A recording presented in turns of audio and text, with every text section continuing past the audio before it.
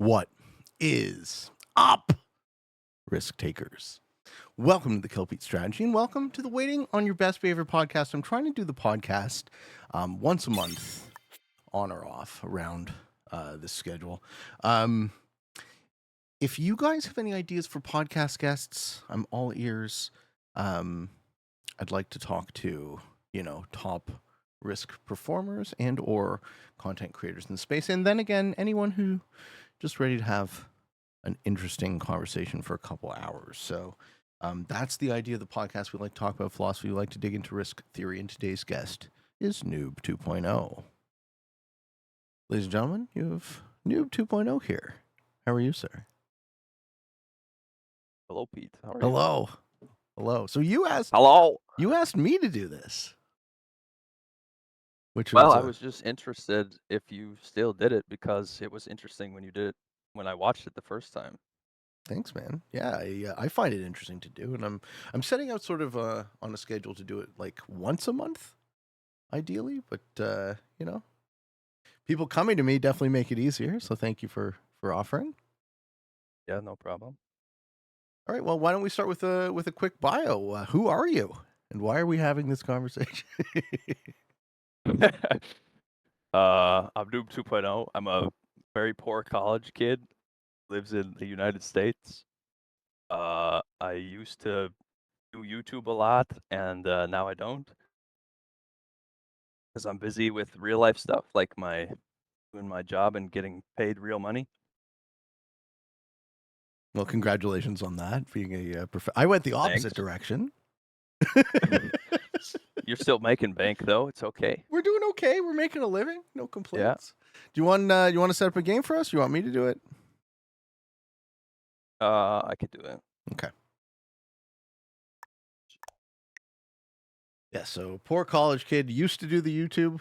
So what made you switch? What made you stop?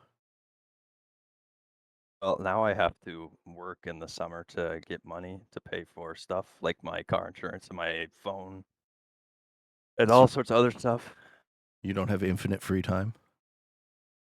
No, I don't have infinite free time, unfortunately.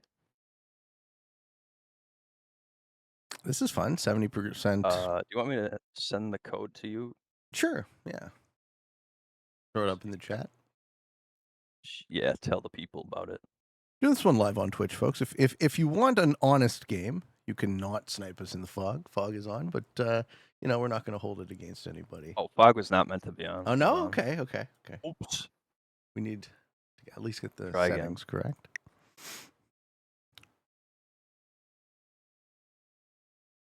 Yeah. You said you used to do YouTube a lot. Does that mean you took a lot of time? It's like it cost you a lot of time, as opposed to. It did, because I had to learn how to edit all by myself, and what I do is, it takes a lot of editing to make it the best product that it can be. At least I think it is. Yeah, a lot but of people I obviously enjoy just playing the game. Sure. Well, and what was it that your what was it that your YouTube, like it says greatest FTF player of all time? I don't even know what that is. What is the subject of your YouTube? That's so I play Roblox. You know what that is? Barely. Okay, you know what? This is a great place to start. Pretend I am, the boomer that I am, and I don't know what Roblox is. How would you describe it? Okay. I would describe it as a place where anyone can build like any game they want. It's kind of like a free running engine where you could just build whatever game you want. And a lot of people build different games, and there's one called The Facility. And have you ever played Dead by Daylight by chance? Dead by Daylight is isn't that Grand Theft Auto ripoff, but in the Old West? No. I think that's Red Dead Redemption. Ah, okay. See, this is how much I know about video games. Anyway, basically there's killers or the beast, and there's a survivor, and the survivors have to hack computers and escape the facility. And well, the beast tries to whack you with a hammer in the face.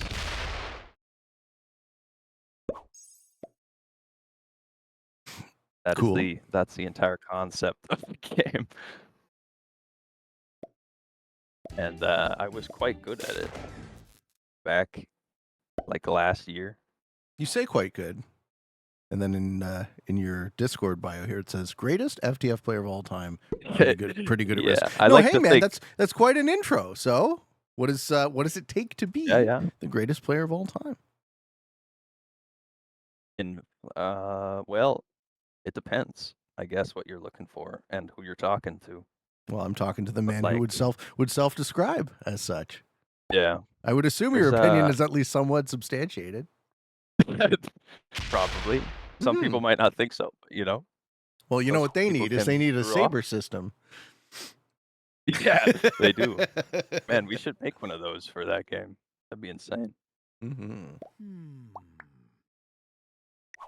Sorry, I'm focusing on Bill to try to hold a bonus. Not only, but he's also trying to block me from getting one of my own. What a guy.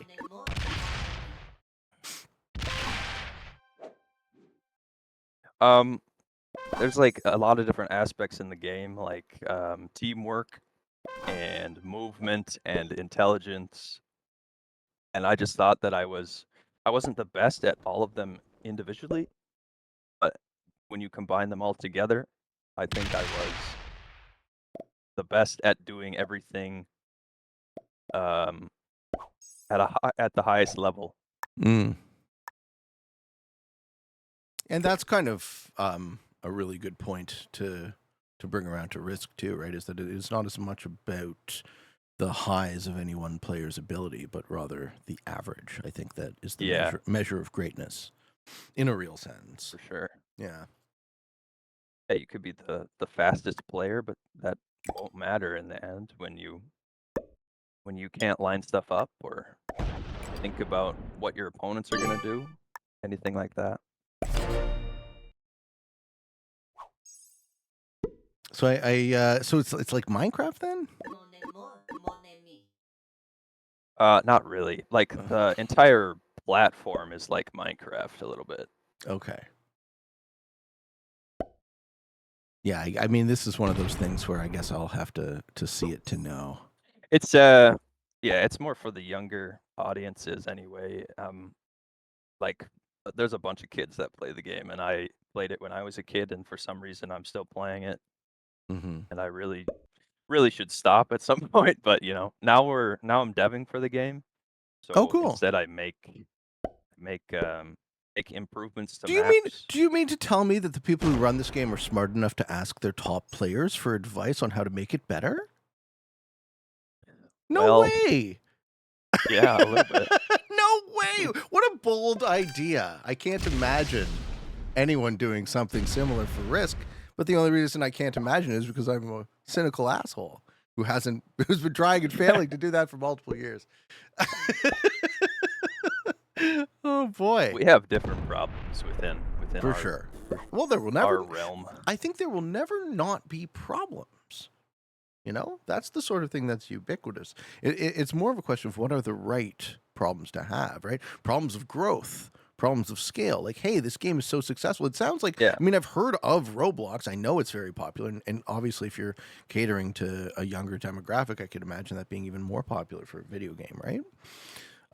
yeah, I think that's one of the things that Risk actually has kind of against it is like we skew quite old, which is why a joker like me can still make content and and have this type of conversation about video games, right? yeah. I was talking to somebody yesterday. I forgot who it was, but about how Risk is such a like an old person game. Mm, Like it doesn't. I think it was Kilted actually, sure. because Kilted was talking about how he wanted to grow his YouTube channel, and I said if you could adhere to the younger audience in some way, I think that would really help the channel grow massively. But I think it's really hard to do that because young people nowadays have the attention span of a I don't know, a goldfish, Yeah, just where they can't fundamentally look different at something. structure to the brain. You know, if you were Yeah, yeah. the way I split the difference here is you know, so you're 20, right? I'm 40. I've lived just over twice as long, and the type of mind that I have is a lot more like, everyone older than me, including me. We like Jeopardy, right? We store a lot of information, so a lot of our processing is given up to memory. Whereas I think the key skill of people who have always had access to the internet, the key difference mentally is your brains are a lot more like RAM, right? Your ability to access what you need to access quickly is prioritized. And why would you bother wasting energy storing information that you would always have access to? Exactly. Yeah. Yeah, so it is a fundamentally different way of thinking, and it's quite hard to bridge that gap. Yeah, it very much is, and that's where some people are really good at expanding their audiences, and that's how they get more like forgetting the word.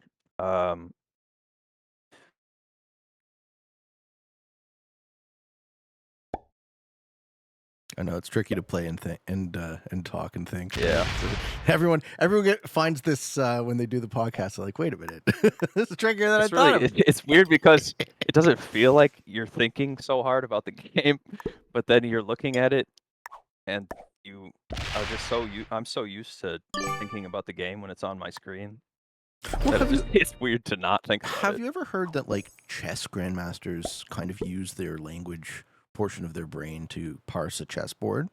So I think part of the reason is we're just asking the same region. We're asking too much of the same brain region here. That is I didn't know that was the same region of the brain. I mean, there's obviously a lot of overlap, and I'm probably oversimplifying. Caveat here, folks: I'm not a neuroscientist, but I get held to that ridiculous Spoiler. high standard. That have you ever experienced that on YouTube? Right, people just trying to hold you to an unrealistic standard in the comments. Like I'm sure you get all sorts of negativity, or you did. Yeah, which actually that makes me thrive more because I just find it hilarious that people would be negative on the internet. Yeah, it's So adorable, right? It's a I compliment. just yeah. Yeah, It is. Yeah, for sure. I agree. Yeah, it's just funny to me. Had to wrap my head Which around is, that. and then Though. I make fun of the people back, which I don't know if that's the greatest response ever, but it's Well, like more of a sarcastic, like, this is so stupid. Why are you doing this? Kinda spiel. I think it's a it's different people's defense mechanism, but also like when you really look at it, it's like, do I want this interaction? Right? On the one level, engagement is good for the platform, and then on the other level is like the way I deal with it. I don't abide negativity because I sort of have like a lifelong history with depression, so I don't need anything triggering my negativity. I'm hard enough on myself as a default, right? So I'm kind of categorically intolerant to too much negativity. So the question is like, do I want more of this? And if I did, then I'd ask for it. So I don't tend to egg people on just for that one reason. So you're afraid that other people will be like you? No, it's triggering. Right? It's triggering. Or it's like if when you Pete, trigger you're such somebody else. It's like, Pete, you're such a piece of shit. And then I know I'm not. Right? I have to live with myself. I do my best every day. I'm not perfect, but I do my best every day to not be a massive piece of shit. Right? But then you hear it. And as your audience grows, you hear it at scale. And it's like, oh man, if like 7 people today sought to comment some variety of, hey Pete, you're a piece of shit, I don't want to wake up and read that. I don't deserve it. Right? I certainly don't deserve that to eat that guy's negative energy. Who knows what's going on in his life? It obviously sucks, because if it didn't, why would he feel the need, right, to put that out, put that bad vibes out into the universe, right? And every time I put out bad vibes, I get it in turn. So that has kind of caused me to be like, okay, let's be really careful about your message, right? Let's try and be positive as much as we can. When I get Yeah, to be a bit of an angry baby. I look at myself, I'm like, okay, let's make fun of that because that's not who I aspire to be. yeah. Yeah. When it comes to stuff that isn't about being negative, I like to think that I'm mostly positive about it.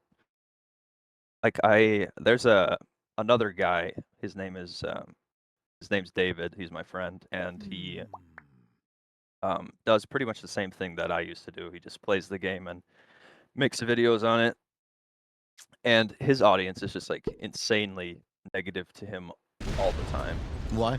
like way more than me. I have no idea why. I think it's something to do with him being more of a troll type of person, Okay. where he really wants to make people angry, like that's his goal. And Okay. that is not my goal when I'm playing a game. Yeah, I your play your games your goal is to have yeah, fun. you're trying to win. You're trying to Yeah, yeah, I get that. yeah. Which he also plays to have fun. And his way of having fun is trolling people on the Right. internet. Right. Yeah. Which I'm not saying it's a bad thing. Don't hate me, David, if you watch this. Yeah, I I still didn't love you, bro. feel like it was a judgy thing. It's just there are different personalities, and you know, some person like grew up in that, right? They grew up with um this is how you show love, right? By being critical. Yeah.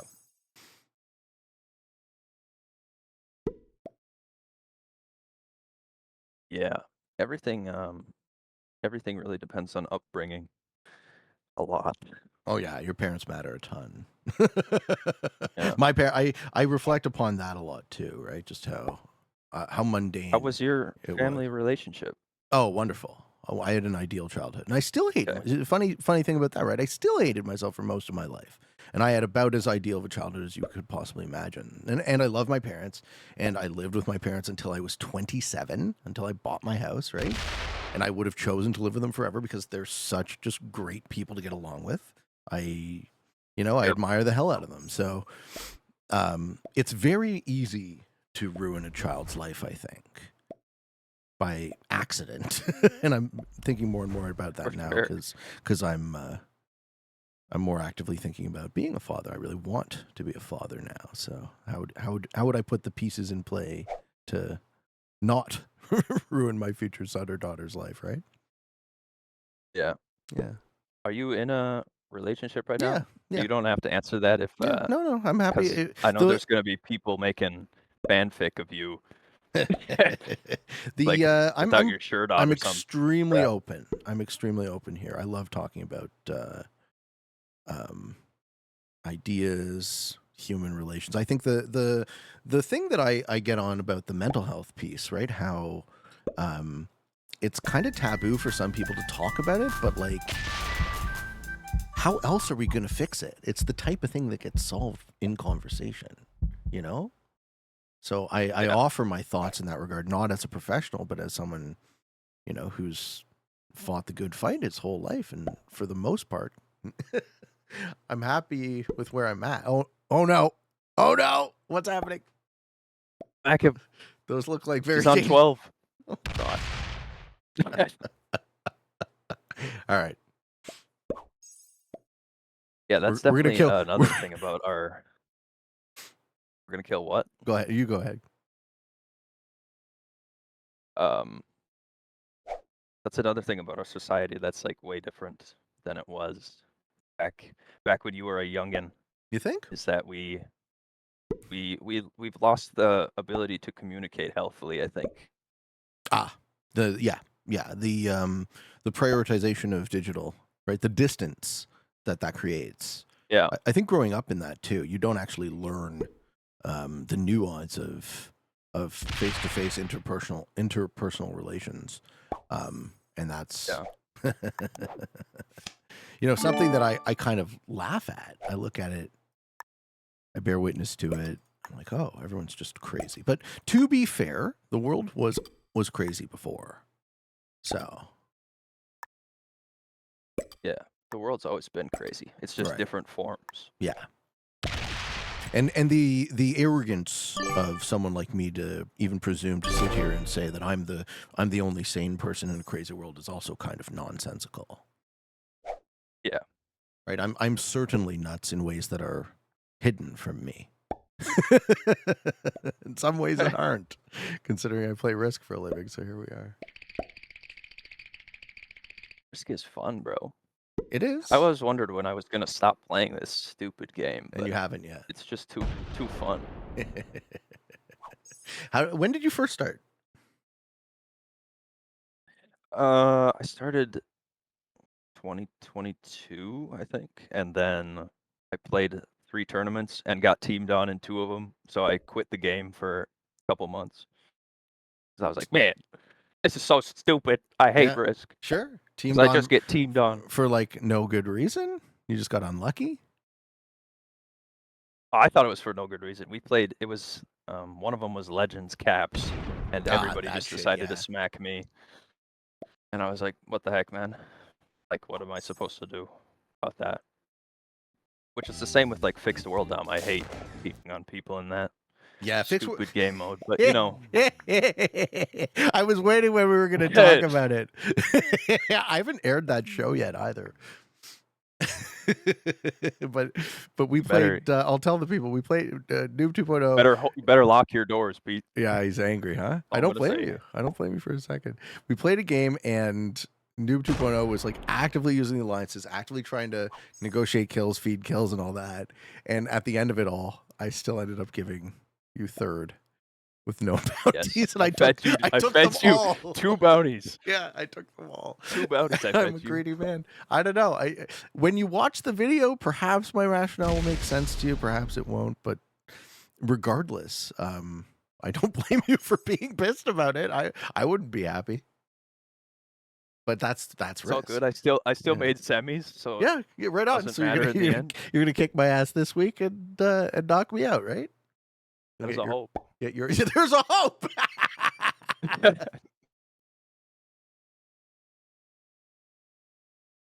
And then, I came back after, what'd I say, 4 months? Mm. Because I saw a video of Arco. And every time I tell people that, they're like, "What? You saw Arco's video?" Nobody watches him. It's criminal. Yeah, for real. It's He's fucking so criminal. I don't unpopular. understand for the life of me. You know, if there was a guy who is like head and shoulders above just about everybody else, right? You would figure the content would kind of stand on its own, but I don't know. And he's not, and his personality doesn't suck either, for what it's worth, right? Arco's hilarious. So the Yeah. fact that his show doesn't really receive a lot of attention yet, let's say yet, makes no fucking sense to me. Yeah. Yeah. It might be lack of thumbnails or just like the video quality is not the greatest. He uploads in 720p, I think. Oh, really? Still. So, yeah.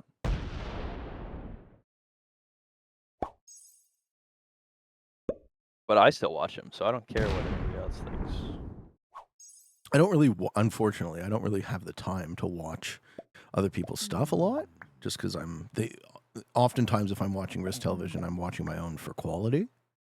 Like, did you say anything dumb, Pete? Yeah. Was that dumb? Yep. Does this show never see the light of day? Yeah, for sure. I make videos too. Well, it's tough, right? With the level of scrutiny. What I should shout out your channel. What is your channel? Is it just Noob 2.0 on YouTube? Yeah, it's just Noob 2.0 on YouTube. I don't upload very much anymore. I think I might when I start school again because I'll actually have time to do stuff. But right now I'm I far love too that. busy. When I go to school and I'm supposed to be studying, instead I will be. Who needs to study?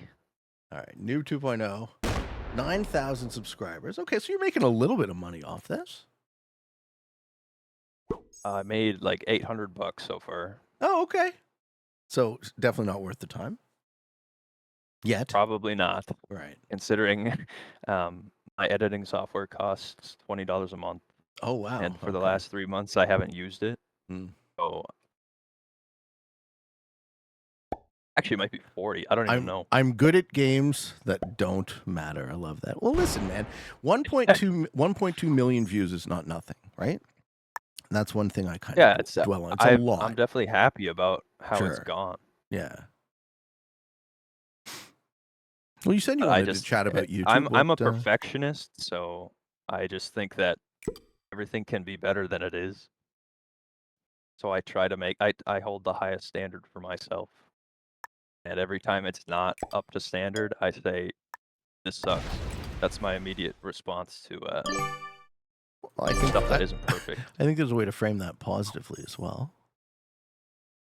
Right? If it's not perfect, it sucks. It's kind of like that's a doomed position to hold, right? You'll never be.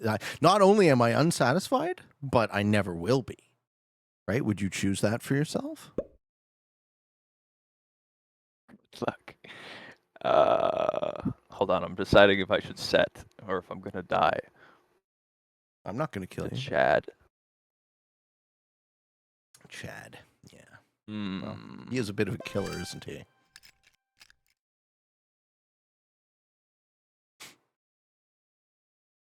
Whatever. What's the worst that could happen?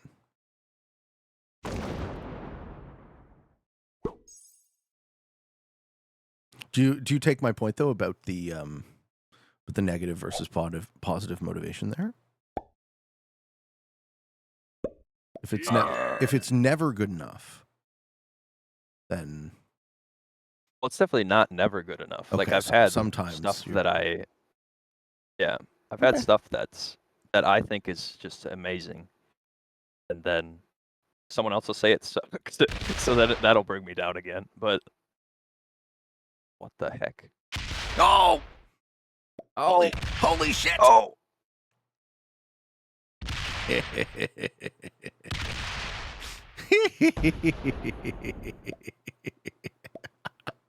It's gonna wait for the 3v1 too. It's gonna do all Yeah, comes do down all to that, the wait for 3v1. I love it. Dang it.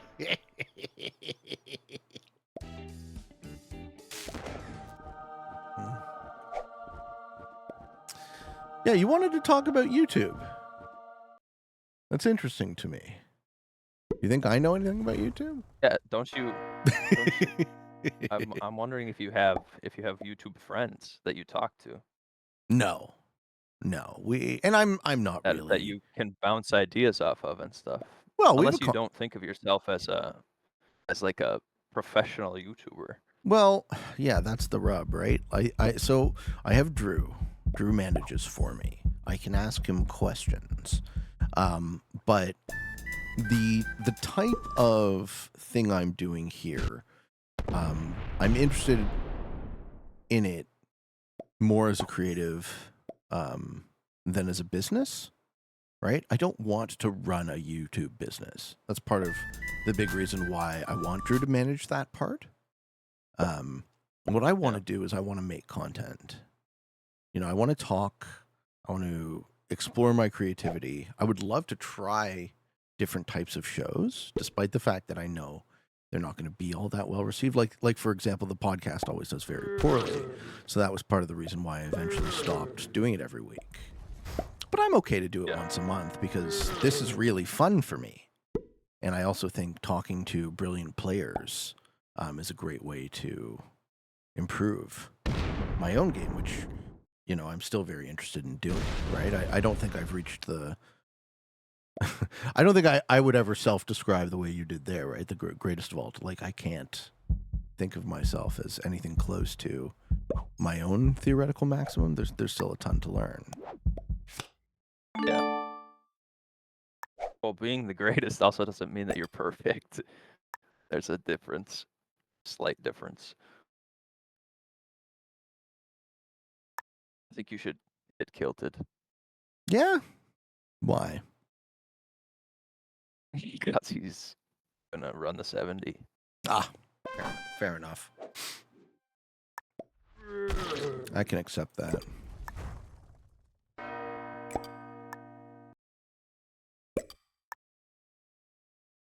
And, you know, just generally, I'm sick of his shit, so.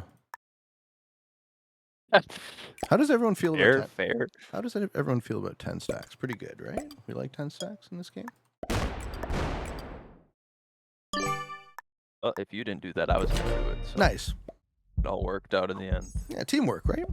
That thing you hated about the game?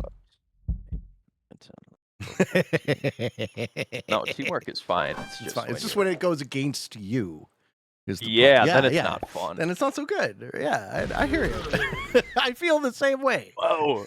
Yeah. Which I also hate teaming against other people. But sometimes you have to do it to progress the game, you know? Yeah, it's just the nature of free for all. I think every sort of free for all Yeah. game has this as an element. Yeah. Mm. Yeah. So who do we talk to? We have a content creators group chat. We have a content creators Discord. It's not super active, but it does feel like it's a place where the ideas can be bounced off. I don't think people really generally have all that much respect for my ideas. The vibe I get is people seem to act a lot more like I'm accidentally successful, Weird. which may be true. But yeah, I don't get asked my advice often, except on the show, right? The Q&A thread is one place where people do directly ask me for advice, and then I get that sort of that feedback where it's like everywhere else on the internet, the implication that I'm trying to impose my own ideas on someone. Looks like he still gets the 70. We didn't hit him hard enough. Doesn't have enough time. Oh, too bad. Too Is that a throw? Too slow. Oh man. That's a throw. Oh no.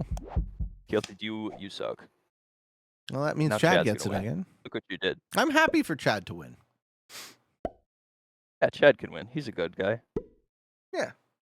Unlike Kilted. Yeah, Frick fuck that Kilted. guy. Yeah, fuck that. Worst guy. Yeah. Yeah. Good job, Chad. Please don't throw Chad. I have two jokers, by You the way. do not have two jokers. Get out of here. I do. That's crazy. But it doesn't matter. Doesn't matter because Chad wins here? Or? Oh, you locked a 17 and a 15? Oh no. Uh-oh. I don't think it matters, man. Yeah, I don't think it matters. He's just too much of a Chad. Hurry up, Chad! Attack!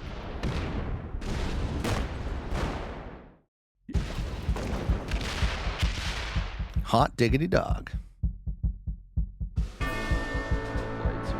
Good game. Oh, now I gotta think for settings again. That's true. Man, I know. This why do really you think asks a your lot. ideas are not accepted? Um, Actually, you know what? I think that too. Actually, about yourself? usually when you're like Oh, about me. you Yeah. obviously you know something really well. Mm. Like you've played the game for Mhm. however long, and you've done YouTube for I don't know how long, 3 Mhm. years maybe. And I have kind of a similar thing where I played the game for the game I'm talking about, the facility. I played it for 5 years, and then competitively, and I did YouTube on it for 2 years. Mhm. And then you have people that haven't played the game for Yep. near as long and haven't dealt with any of the stuff that we've dealt with or thought about. Yep. Telling you that your ideas are horrible. Yeah, which is hilarious, right? Which comes back to the negativity. Well, thing it's also again. the Dunning-Kruger effect, right? You've heard of this term in psychology? No. I have Okay, not. so Dunning-Kruger. I mean, I'm probably going to do a shitty job defining it, but Can you set Dunning-Kruger. up the next game? You want me to set up a game? Sure. What do you want to play? Yeah, I don't have any maps. Just tell me what you want. Let's see. What's a good 70% map? Let's do classic fixed 70%. Classic Fix 70. Yeah, all are welcome in chat, guys. All are welcome. We're trying to have a few games today. So anything fancy? No. Just Unstable portals, and unstable. that's it. Okay. Classic Fix 70 unstable portals. It's not gonna be great with 6 players, but it's fine. All right, let me get another cup of coffee and I'll BRB. Okay, so Dunning-Kruger is normal human cognitive bias, where people of low skill tend to overestimate their ability. And this is common, right? This is across the board. Okay. So ready up, please.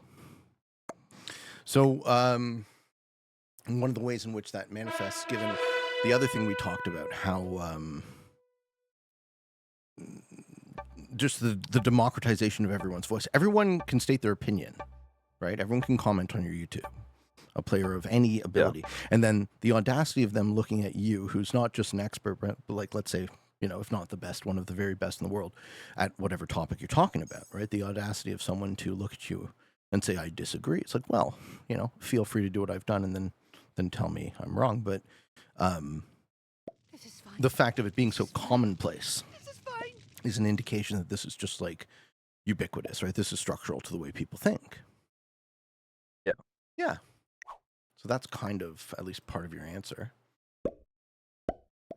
What would you account? How would you account for it? I mean, that makes complete logical sense to me. Sure, logic is good. Is it just is it just a psychological thing, or is it something to do with it must be just a psychological thing, right? It has nothing to do with the brain. Or like part why how different parts of the brain function. I know the brain is a big part of psychology, but I'm trying to understand the question. I don't think I do.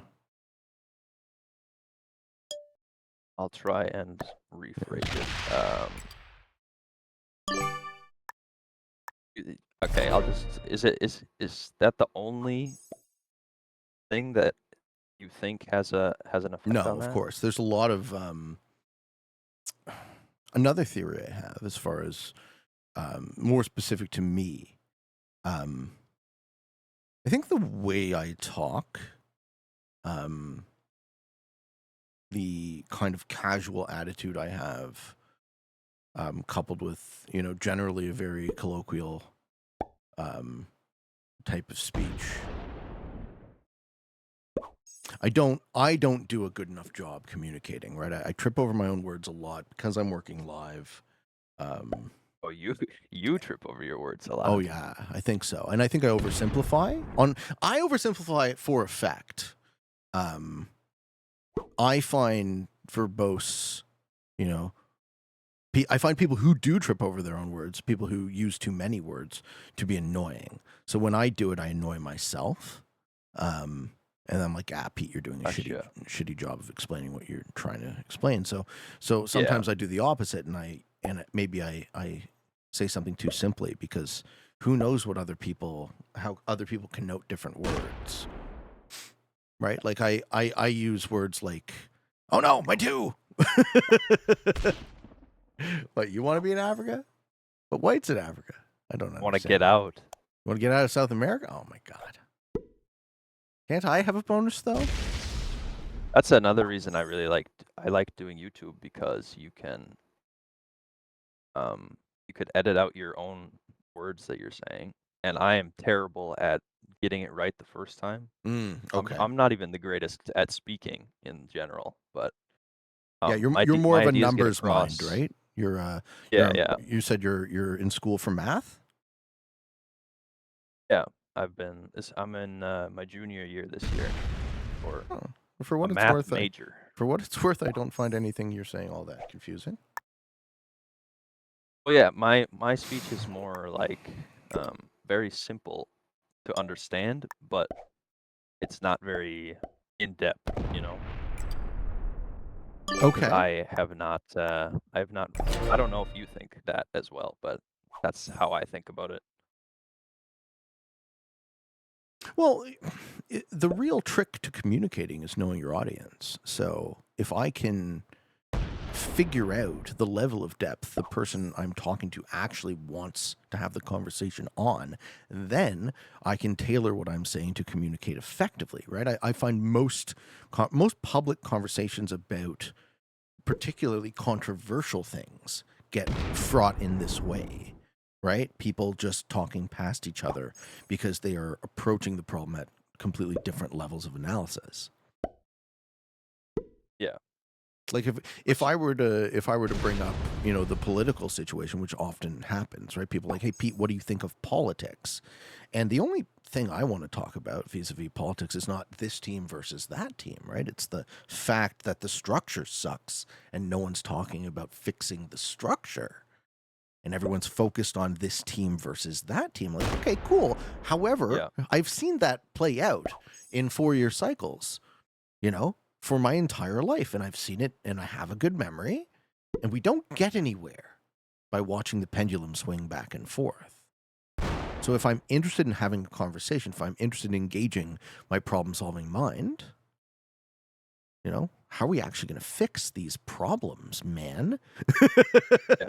So I don't pretend to know. I don't think I'm, you know, I certainly am not the smartest guy in any room I walk they're into. not. So. They're not the easiest problems to fix in the first place. Right.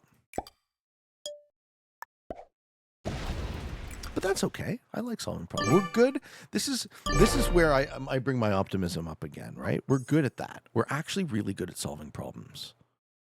Humans do that very well. I mean, as a human race. Yeah. That makes sense. Yeah. The thing we are shit at is equitable distribution of those solutions. So if we could have a bit more, no, seriously, if we have a bit more And of working an together.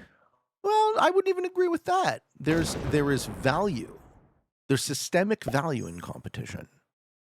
You know, if you look at a market, we've tried planned economies and they worked worse. So I'm not, you know, I understand that the current state of capitalism is disenfranchising for a lot of people. So I'm not saying we should blindly let a market make all decisions. But what I am saying is the alternative doesn't necessarily lead to better outcomes per se.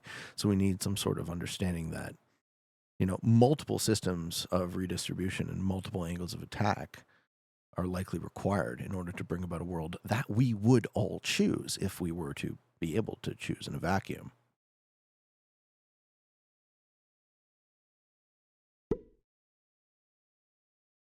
All right, so I've asked you to fill out some questions to keep me going. Sorry, that was quite confusing to wrap my head around. Oh, okay. What what place did I trip you up, or did I trip up on? That's why I didn't respond right away. It's okay.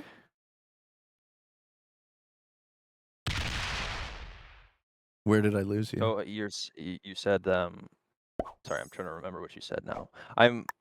I also forget stuff very fast if I'm not paying attention. That's why I have to count the territories 15 times in the 70% to make sure. I think that's pretty normal, man. We're all like that.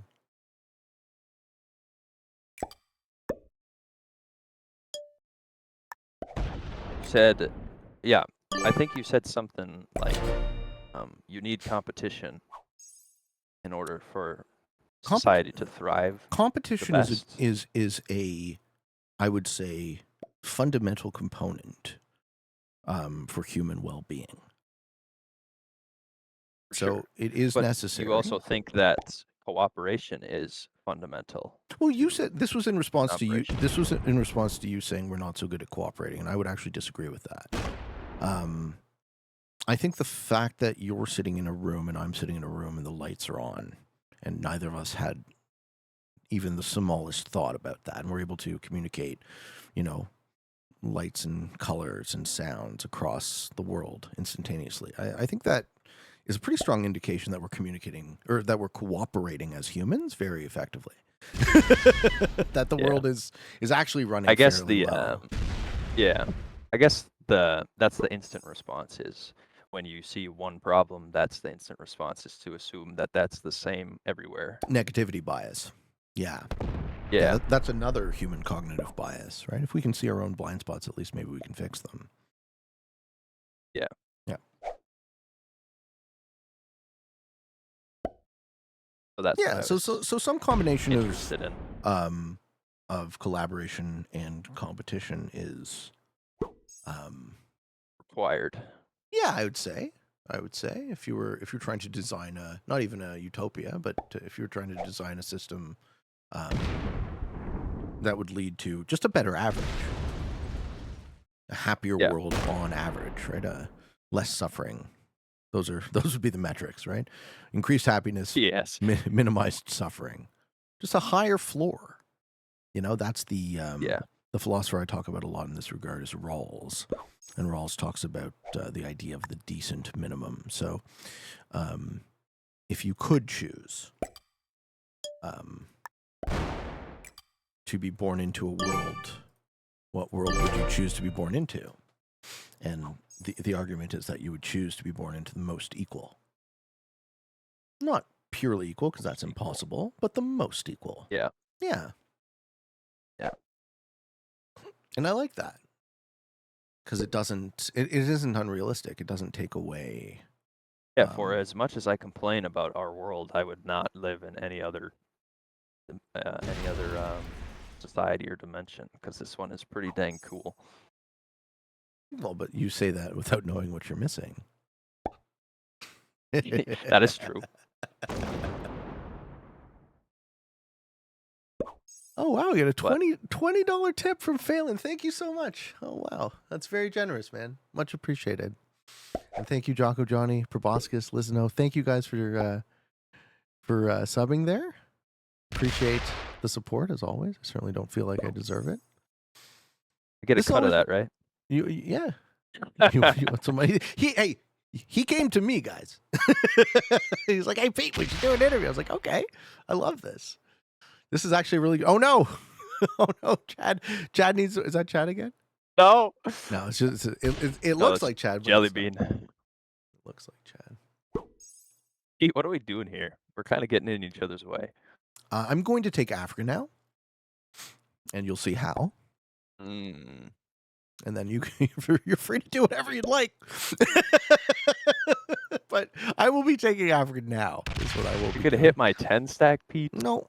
Oh no. Okay. I wouldn't dream of it. Hit the 16 down, fortify the 11 in. Booyah, baby. Not in any sort of rush. Oh, you can bring everything in, actually. Yeah, now you see my dastardly plans. Right. How the fuck? Man. He's like, how the fuck do I get out of this one? Well, because this sucks for you now, right? You're the half. Yes, it does. Yeah. Unfortunate. How does he get out of this one? I might have to fight you. And then we both lose. It is always an option. I wouldn't begrudge you if you did.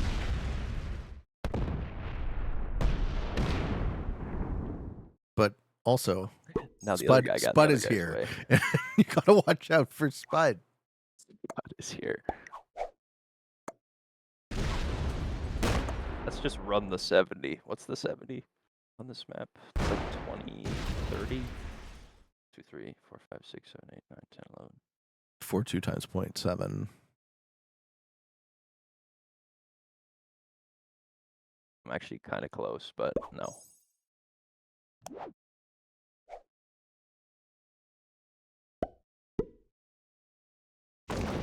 Is 70% your favorite mode?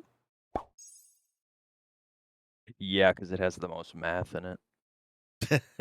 So it allows you to leverage a skill gap you're particularly good at. Yeah. Cool. That is something I find is the things that you're good at are the things that you like the most. Oh, yeah.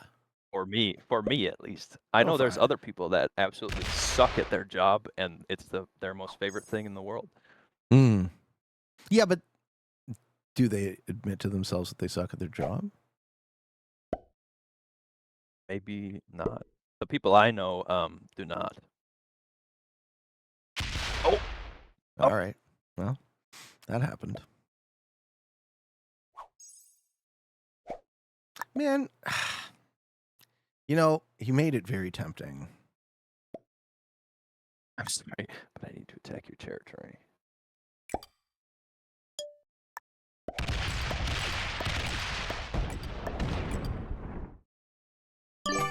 I'm not sorry. I don't apologize.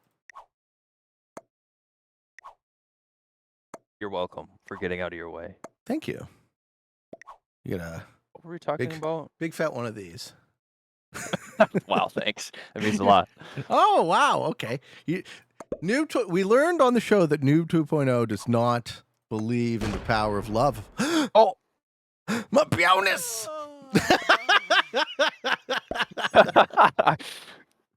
yawn. Fuck you, Spud! I'm gonna rage now. Yeah, I asked you about live on stream. Streamer goes my wild. bonus. I asked you about what your favorite thing about Risk was, and the answer I have here is in-depth strategy, psychology, and every game is different. Do you think every game is different? I do. Okay. All these people talking about how like Prague World Dom is complete card RNG, which to an extent it is. But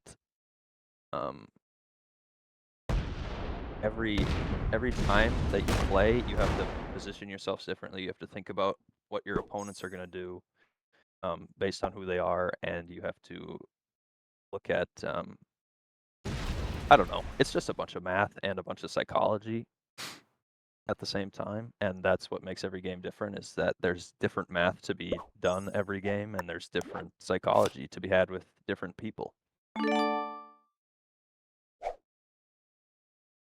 Should I be counting? Is this where I'm fucking up? I think you might have it. Is this where I fuck up in the game? I don't know. Yeah, well, I needed more troops there. Well, yeah, you need more troops. Now I don't have it. 4, 5, 6, 7, 8, 9, 10. Ah, fuck it, I might.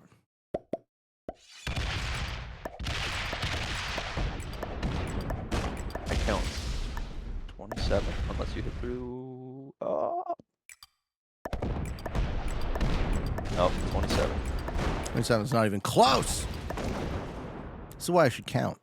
If you hit through the 6, man. Yeah, but like, you can't path. Oh, like go that. Yeah, or just like had not a 4 trade.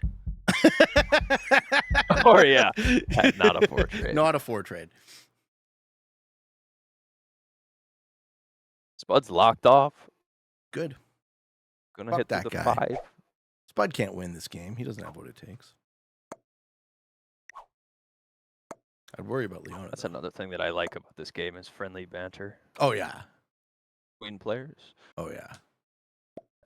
Yeah, do your viewers ever get confused with friendly banter, and they think that you're like the worst person ever because you are saying stuff that would seem mean, but it's to your friends? So I don't even shit talk all that different. much. I don't think, at least not compared to the average. I don't really shit talk all that much. I'm pretty, I like to lift people up. I like to talk about the good things. If I have someone I dislike, I just generally just don't have anything to say about them. Spud does not even. I suppose. I try. I try my best to. Not even close. Don't neighbor cap me. That's right. I do. I really dislike. Oh. Just don't make me lose the game. I want to win the game. What the fuck, Leona? Yeah. This doesn't win. I don't know. Oh, this is Leona's just trying to upgrade her position.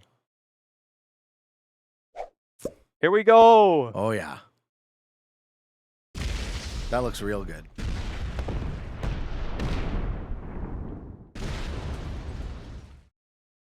And this. That looks real good.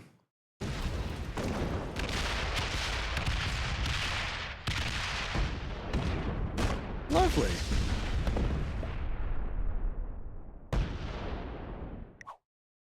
It's way closer than I wanted it to be. Yeah, but that's because I opened up the board.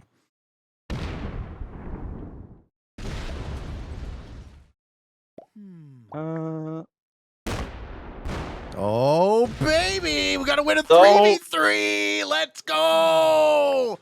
Oh, man. All I right. almost surrendered.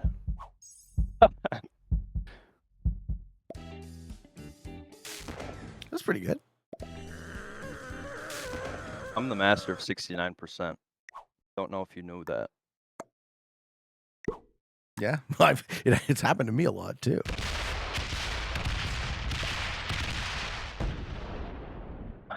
Before I came on this, there was people that told me when you play the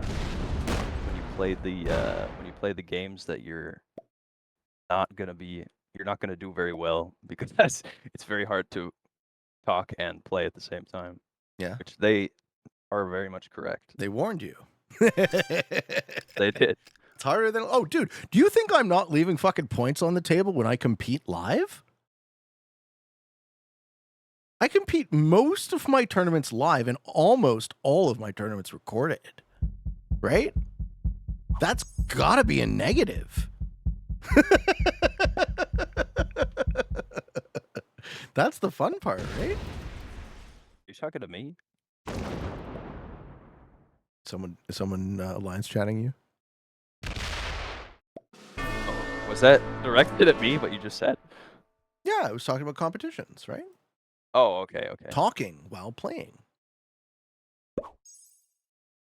Oh, you made a point about you were how talking about the same thing. Yes, you made a point about how talking while playing is a detriment to your game, and I was adding to your point. I was saying yes, I always do it. So I think my game would be up a couple of points if I didn't, right? So I do it at the expense of my competitive. What Spud? What are you doing? Looks like he's winning the game. Fine, he still wins. Yeah, oh yeah. He had an extra territory there, though. Kyle says it's a big difference for him too. Yeah, I'm sure, right? If you just didn't, Yeah. if you didn't occupy yourself with making the show, you know, you'd be more competitive. At least that's what we. It was the same when I streamed as well. It was the same thing where it was way harder to play and talk to the chat at the same time. But I actually found talking to the chat the most fun part about it. So I was fine with sacrificing gameplay or like conversations with my chat instead. It's all part of the journey. You know, sometimes chat has very insightful things to say. Yeah, Game 3? For sure. Can we do? Let's see. Let's practice something for FFA. Let's do Africa Advanced Zombies. Africa Advanced Noble Zombies? and Unstable Portal. Prague? Yeah. Okay. Marcellus and all the testing team was testing this for so FFA. No Blizz, Unstable, no Fog, Progressive, no Alliances, I'm guessing. All right. No Alliances. Tell me if I got the settings right.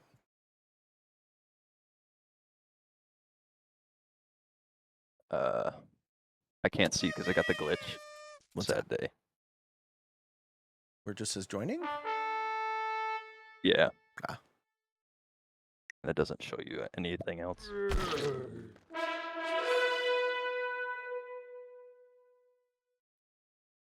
Yeah, I don't know where the whole conversation that I don't like zombies comes from, right? I find that one kind of odd. I do you think it's one of your weakest game modes, or do you think you're actually strong in it? Whatever, it's fine. It's just a really zombies puts a lot of luck in the beginning of the game, right? So if you want to talk about risk, you know where the luck goes is different in different game modes. Did you get a shitty open? Oh, there's no fog either. Oh, this is fine. Yeah, we'll just play without fog. It was supposed to be fog. Okay. Yeah, but this is fine. It doesn't matter. Doesn't affect the conversation, I don't think. Nope. Did you what tournaments are you in right now? Are you enjoying all of them? I try to play everything. What am I playing? I'll tell you what my schedule looks like for this week. So what is today? The 30th of July. Today my job is to talk to you, and then mostly the rest of the day off. Tomorrow I'm playing the SRTO semis with you at 4 Yes. o'clock. And then on Thursday I have a 5-round Rumble game. On Friday I have Perfect Play Week 5. Perfect Play has been my favorite tournament in recent memory. I'm playing Leona's... Really? Oh yeah, by far. I'm playing in Leona's League also on Friday. I'm golfing with my friends on Saturday, and then I have my FFA scheduled for Sunday at the end of the week. It's interesting that you say perfect you're surprised play is, that I've been enjoying it. Yeah. Okay, so I have a couple of arguments for why I think the structure for Perfect Play will replace serious risk tournaments, in air quotes, competitive. Well, I have tournaments in nothing the with the future. problem with the structure. The structure's pretty good. You've just been having bullshit With outcomes. no, like even if I win, it's a feed. I've played 14 games so far, You've been having bullshit outcomes. and yeah.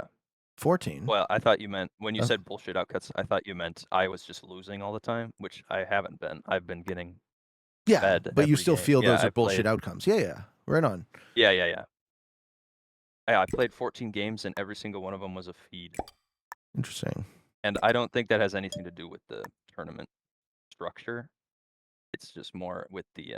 I think it's because it's an open tournament. Yeah. Well, that so that's like that. it sounds like we're saying the same thing. So for folks listening, the reason why I'm so favorable to the structure of Perfect Play is it is a long season. So we're not talking about something like what PRT is doing, where they have an invitational that's 4 weeks long, right? Cool. You can win 4 games. You can flip the coin 4 times, you just win, right? Well, let's pat ourselves on the back for getting lucky.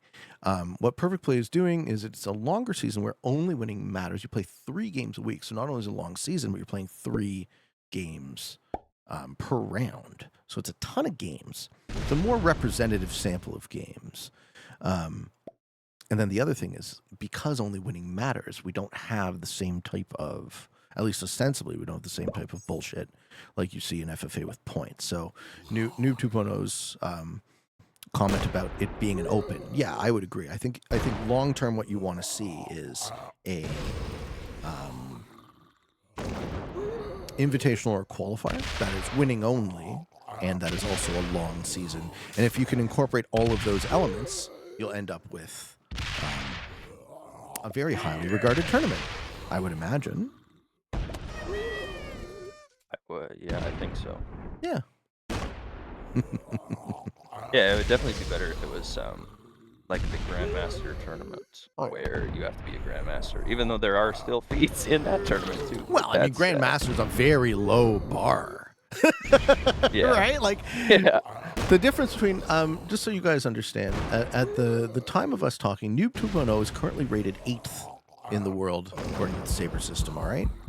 So you're listening to people talking who are, and I'm not saying this is objective because you really can't, but our best attempt to have something objective to rate ourselves such that, our opinion on competitive risk is like, what is the difference between a grandmaster and someone like my guest here? I would say it's easily 50%.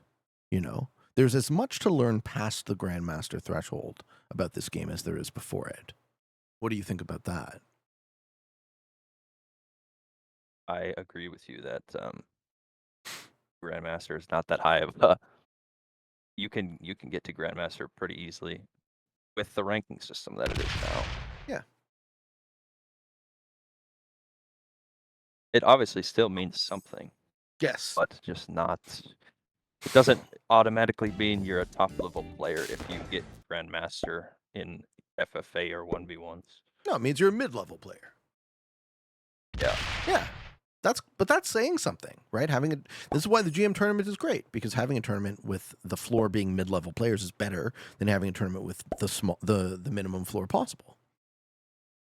I like that, right? That's a great starting position. So my thinking towards building an invitational or a qualifier in the future incorporates the Saber system, and or other sort of qualifying tournaments. Yeah. I agree Yeah. with everything you said. Thanks. I was really seeking your approval there, so thank you. You're welcome.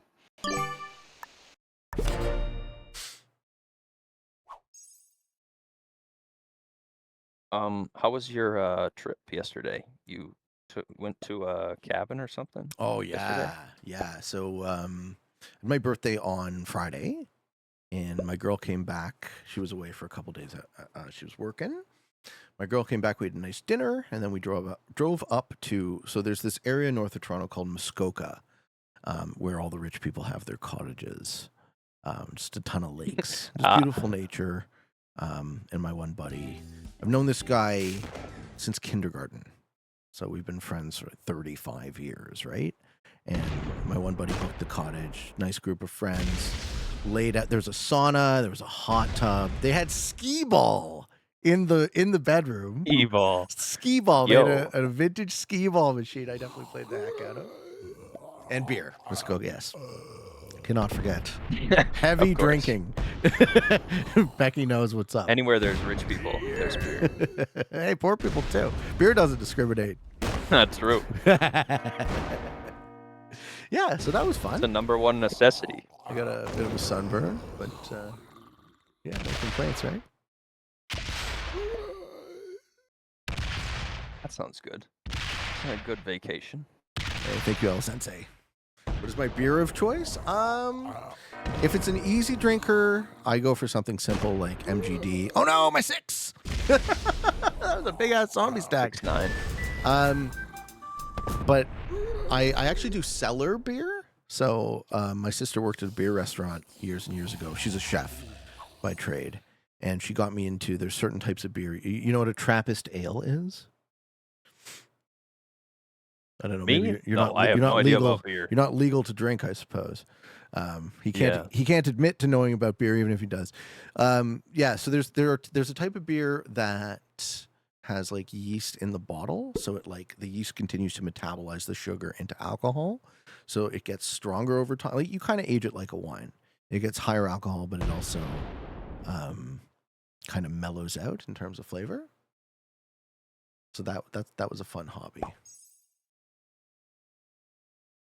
Hey, thank you, Phelan, for the gifted. You weren't a brewer at any point, were you? No, I'm not like that much of a DIY guy, but do have this cherry tree in the yard, so picked a lot of cherries this season, and we're thinking about making some kind of wine out of them. Gotcha. Oh yeah.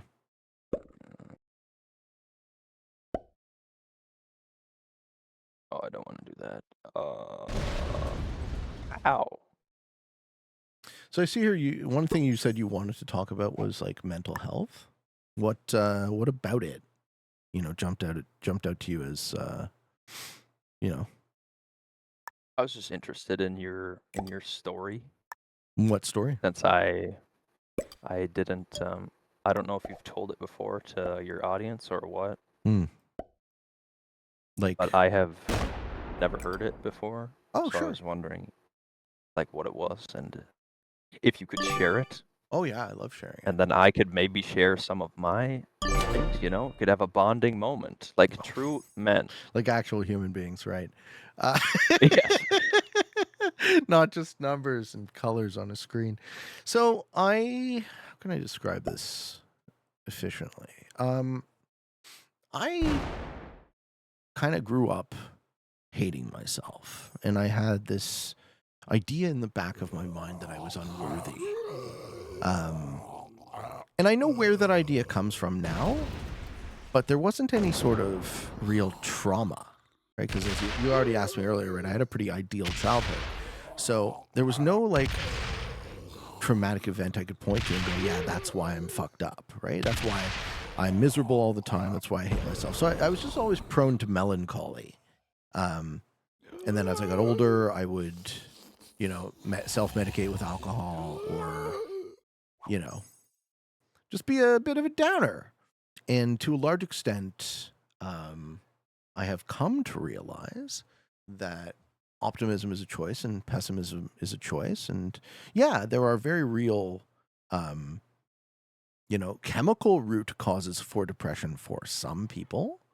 But for me, the reason I lived with chronic depression for most of my life until, say, mid 30s, had everything to do with a choice I was making, and then a inability to break free from that addictive cycle. So I do frame my type of depression as addiction foremost, right?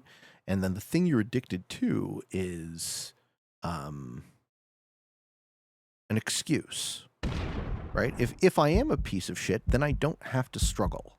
I don't have to work hard, right? I don't have to thrive because it is the thing that justifies itself. Of course I'm failing because I'm such a piece of shit, right? So it's a self-fulfilling prophecy. And then I've sat with psychedelics a number of times in my life.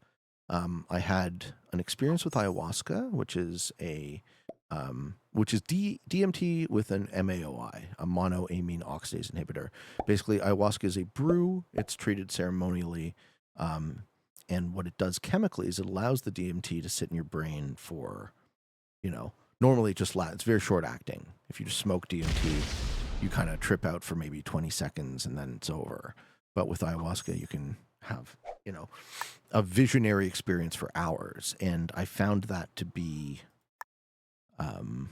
life-changing. I found that to be, it's treated ceremonially. It's treated with reverence. You talk about like meeting grandmother's spirit. And yeah, the first thing Madre showed me was I was afraid all the time. So I had to face my fear. I had to be like, yes, you are afraid. Admit to yourself that you are afraid all the time. Admit to yourself that your mind is full of magical thinking, right? That the hope and the wish that one day things will be different, as opposed to, you're responsible for your own life. You have to work. And then my one buddy said to me, Pete, you hate yourself. Why? And I'd never heard it asked so cleanly. It's just, yeah, I do hate myself. So then I spent the next sort of 8 months of my life meditating on that question. Why do I hate myself? And the answer that came back was, I hate myself because I know what I should be doing and I'm not doing it. So it's empowering, right? It puts the agency back on your own shoulders. It's like, why are you miserable? Well, it's your fault, but that's a good thing. It's a good thing that it's my fault, because now at least I can do something about it. And since then, I've been, trying to do something about it. Not dwelling in the past, but dwelling in the moment, right? In the action that I can take. Sorry, that's a lot, but that's the story. Yeah. Control the stuff that you can control. And yeah, just don't let that miserable person back in the door, right? When I feel it knocking on the back of my mind, I'm like, okay, I know you. I know what you felt like. I don't want to go back there again. So I'm very I'm actively against that negative vibe now, right? When people come, I'm sensitive to it and I'm intolerant of it. Right? When people come at me with that energy, I'm just like, I don't need you. You're not benefiting. Have you had any sorts of similar experiences? Not with my mental health. I'm pretty neutral when it comes to feelings about stuff. Okay. Trying to say this without sounding offensive or anything. Why would it be Because I offensive?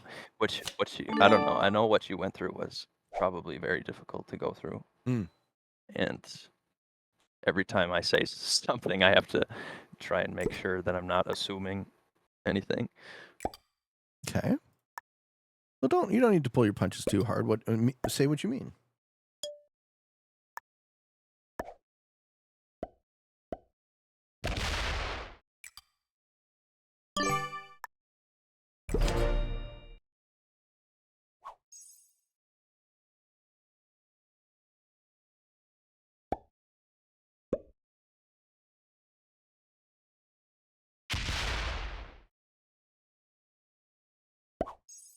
Did we lose him? Man.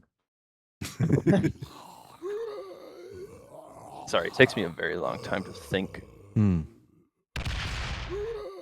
one thing I would say that we probably agree on is no matter who you are, how you feel about whatever doesn't matter as much as you might think it does. Right? That seems to be true. That's a principle. Like that's a lesson I would teach myself, a previous version of myself, right? You care about X How you far feel more about than you should. Right? We care. We're overly invested in our own emotions. Oh. Are you talking about just anything? I think as a rule, yeah, we are overly invested in our Any topic ever? Yeah. So you would say you're overly invested in the amount that you love your family? Yes, absolutely. That's interesting. Yeah.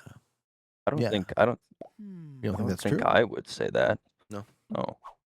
I think I'd say I'm underinvested in those aspects where I'm loving people enough. Oh, Um, you is it the think same for? you don't treat your loved ones with enough care? I don't think I treat anybody with enough care. I don't think. Like I try my best, obviously, but I don't think that. I think that it can always be better Okay. than how I'm doing it currently. Yeah, I think you're taking you're taking what I meant in a little bit of a Yeah, different we direction.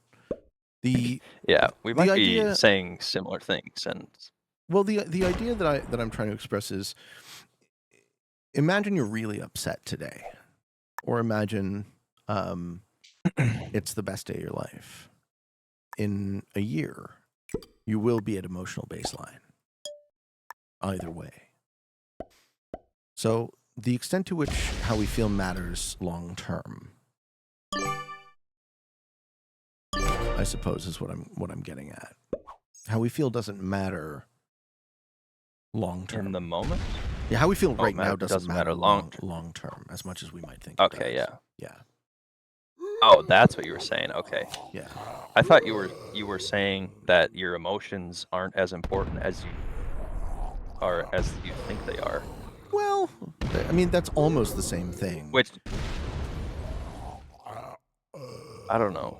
Our emotions are I don't know how I feel our about that. emotions are good indicators, right? They are good signals from the universe that whatever is happening is either in alignment or not in alignment with the thing that we want. But would you choose, if you could, would you choose to be upset? Right? So it's important to take the emotional signal for what it is, right? It is a signal, it is an indicator. Thank you for letting me know. Right? If I am truly upset about something that is worth being upset about, it's good to know that. So I'm never avoidant of how I feel anymore, and I don't advocate denying or avoiding our emotions. But what I am saying is being subsumed by how we feel is also negative. Right? Being enslaved by how we feel. Right? But does your point stand on both bases, where it's for good or bad? The negative and the positive? Yeah. Well, yeah, because you couldn't use your life. You couldn't use your highest aim as I want to be happy all the time. Right? If I'm not happy all the time, I have failed at life. And you can immediately see how that's kind of bullshit because, through no fault of your own, something might occur that would lead you to being that would lead you to failing at this aim. Yes. Right.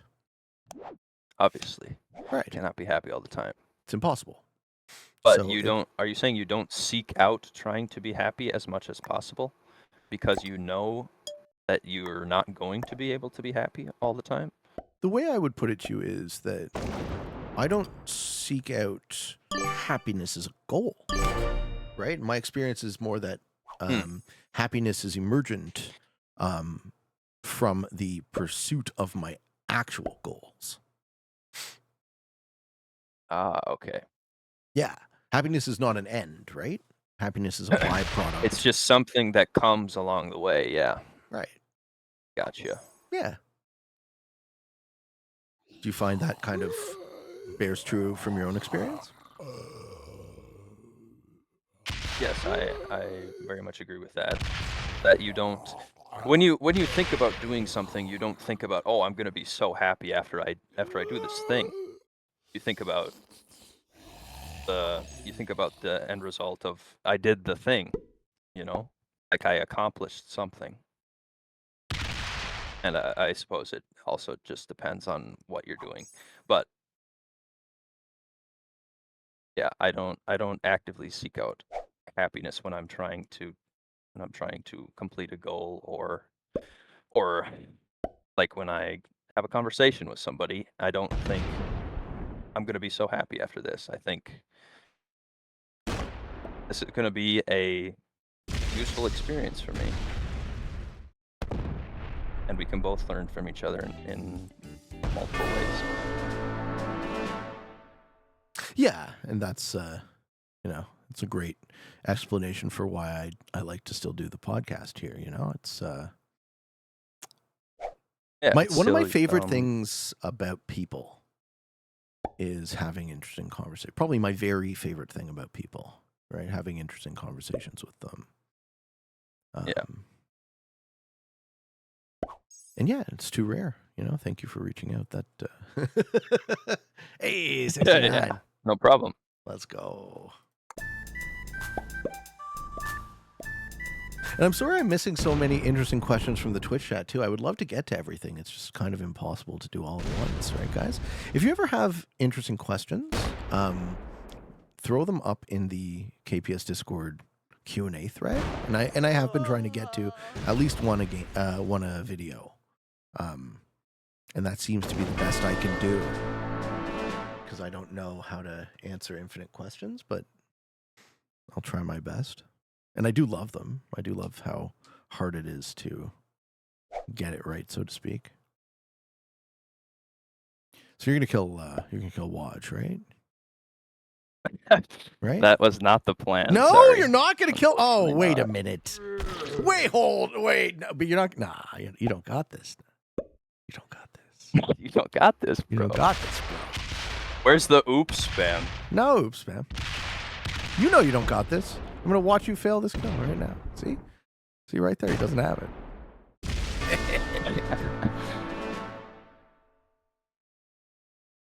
Oh, you had a set without the Joker. I know. I just said and a Joker. Doesn't that feel great? It's Insane. a real pro here, folks. I can't even kill him this turn. This is so sad. Not get another turn, unfortunately. You can almost kill him. Surely he doesn't have a set on 4. Surely not. Well, I have a Joker now, so what are you gonna do about that, huh? Kill you? All right, I will be right back. All right.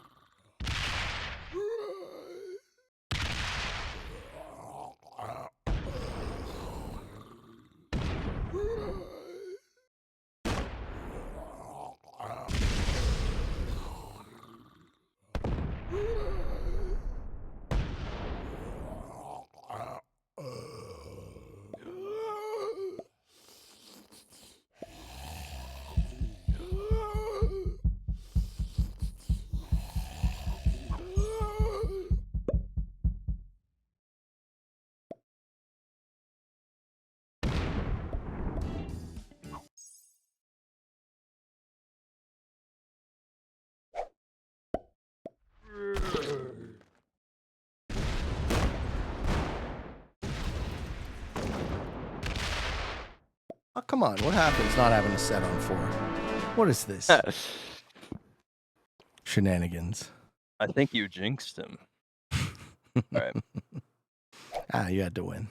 It was. I will due. surrender. Yes. All right, you pick a setting now. Ooh, what do I want to play? Um,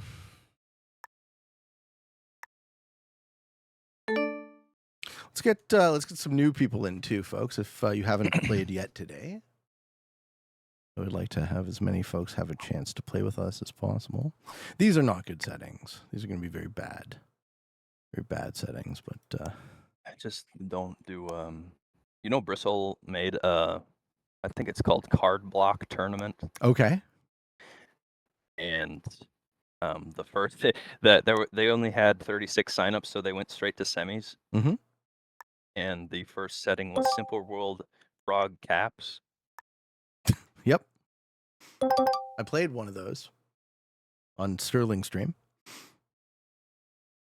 Yeah, it was. Yeah, it's very interesting. Puddle Jam says I got an itch for I did not Lost sign City. up for that because Lost City. No, we're not doing Lost City. We're doing Sagma World Dom, folks. All are welcome. Shit, I shouldn't hide the game code. Oh, Though. Strategy Warrior, yo, You what's put up? this game code in. If you want to play with us, here's your chance. I just want to get as many people have a chance to play as possible, right? Let's go. So I didn't even hear about this. Where was it on Event Labs? Where was the yeah? I'm not getting my Event Labs pings. I don't understand. Yeah, I'm also not, and they are saying that it's a skill issue. Yeah, which is well, not very helpful. That's fine. No, that's fine. That's fine. I will accept that, but also can I get my can I get informed when tournaments like I would probably wouldn't have signed up for this one, but I still would like to I still would like to have the option. Yeah, Because I do still try to the play same. in everything that I can possibly play in. Yeah. Yeah. I just play in stuff if there's a prize or if it's gonna give you a lot of Saber ranking. Those are the only reasons I play in a tournament.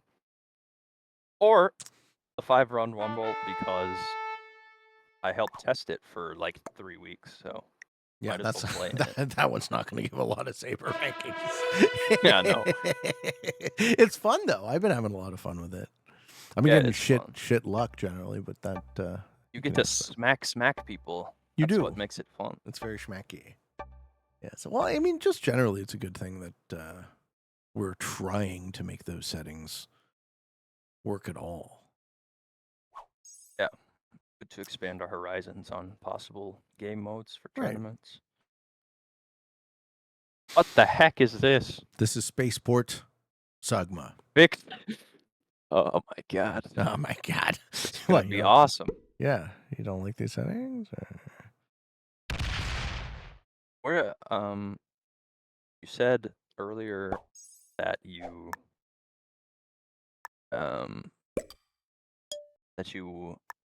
wanted to try and or maybe I said that you wanted to try and expand your audience. I don't know if you did say that actually. I'm sorry if I'm putting words in your mouth. I want to try expand my audience. What do you mean? Like get more viewers on YouTube or get more people into the game. Well, it's a business, so there's like two good reasons for why I would want to do that, right? There's the self-serving reason, because I obviously would like to, grow the KPS, presence online, but also I have been very consistent in my aim to try to bring Risk into what I feel is its destiny. I think the game has a ton of potential that is, more or less being left on the table. Ooh, that's a great spot for you. Look at that. Yeah, I really feel like I'm gonna get fucked over here, but it is what it is. What, like Black's gonna hit you or something? Why would they do something like that? Somebody's gonna hit me. Nah. It's not possible. Yeah, so what do you think? What are your future goals for your channel or for your Risk career? Yeah, good question. Good question. As far as the channel goes, we're kind of approaching where we can go with Risk. You know what I mean? Like, Without the devs, Without updates? yeah, Yeah. without the devs, there's nothing much that I can do as an individual person to make this grow from here. We need them. You know, we've done what we can without them. We've tried to grow the competitive scene. We've tried to, and I think we've succeeded in a very large extent, right? The fact that so many folks are interested to listen to me talk on YouTube about this subject is a really strong indicator that I'm on the right track. And I think it's also a really strong indicator that the game has potential, right? I don't think it's just about me, right? I don't think I'm all that special. So I can't kick the ball into someone else's court if they're not willing to receive it. So as far as the channel goes, I have to focus on what I think will be good for me. And maybe that's not Risk. Maybe that's not gaming. But I don't know how to produce content that I'm interested to produce and also have it be well received. I don't know that I did that intentionally the first time. I think I just got lucky to a large extent. So, see, Yeah. now you're in a really good spot. I think it's slightly more than luck, though. Like, What do you think it is? You can't just chalk it all up to luck. It's obviously it's some like natural skill that you have in entertaining and playing the game. Well, I mean, say Which is that, one reason why it and then helps watch you and then grow. watch my first episode. Right? If you think I'm a natural, Well, yeah, was that like natural growth that that made you like create your channel or practice, make your channel go further? practice. Or yeah, or was it It practice? was just, you know, it was being enjoyed a little bit by a few people, and that was enough for me to keep going. They're saying, "Hey, Pete, keep going, right? Keep doing it." Yeah. So I did, right? I got a little bit better every day.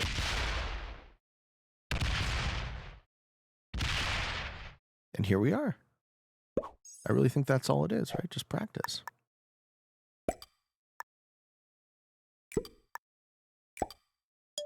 Maybe that's So too you don't simple. think your natural abilities had anything to do with your success? What are my natural abilities? You misfortified, you goof. You think? You think my job is? Entertaining and strategy. You think my I think job is to those threaten are. green? I think if I threaten green, I lose. I thought green was gonna You think pick that was you a up anyway. misfortify? I think that was my only chance to not have him fucking come into the pocket. I thought he was gonna do that last turn. I mean, it's on Time to him. fuck some shit up. It is. It's on. I mean, you're the guy holding the bonus. I'd be more worried about you. Yeah, exactly. That was what I would be worried about. But you know, Now he's gonna have a 10 set on 3. Smack the shit out of me. we can only hope, right? But it is what it is. Oh yeah, these are dumb settings. These settings are exactly designed to do this. I'm surprised everyone had a viable open too. You would often see maybe someone just get disenfranchised by the spawn. You had a pretty shitty open, but green allowed you to take the plus. Exactly. 6. Exactly.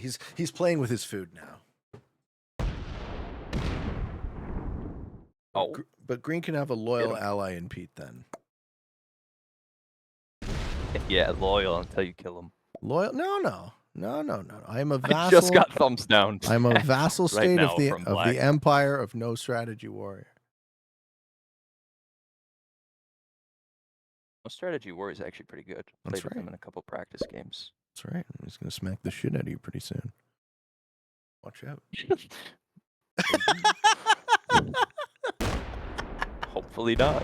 I'll send him a heart. That's all that it takes, right? We got distracted. We were talking about something though. Yeah, I forgot. Fuck.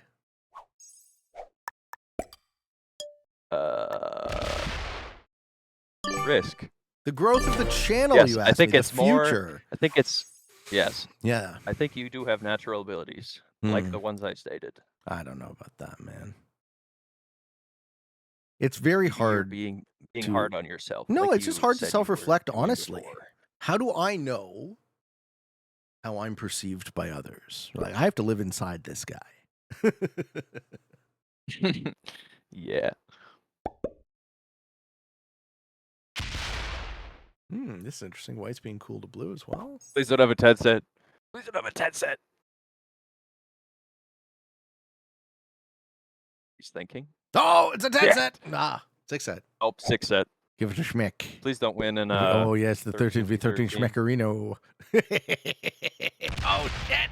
Wow, Oh! look at those dice.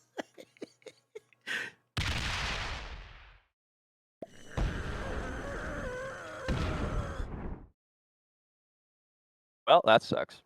Yeah, it's not ideal.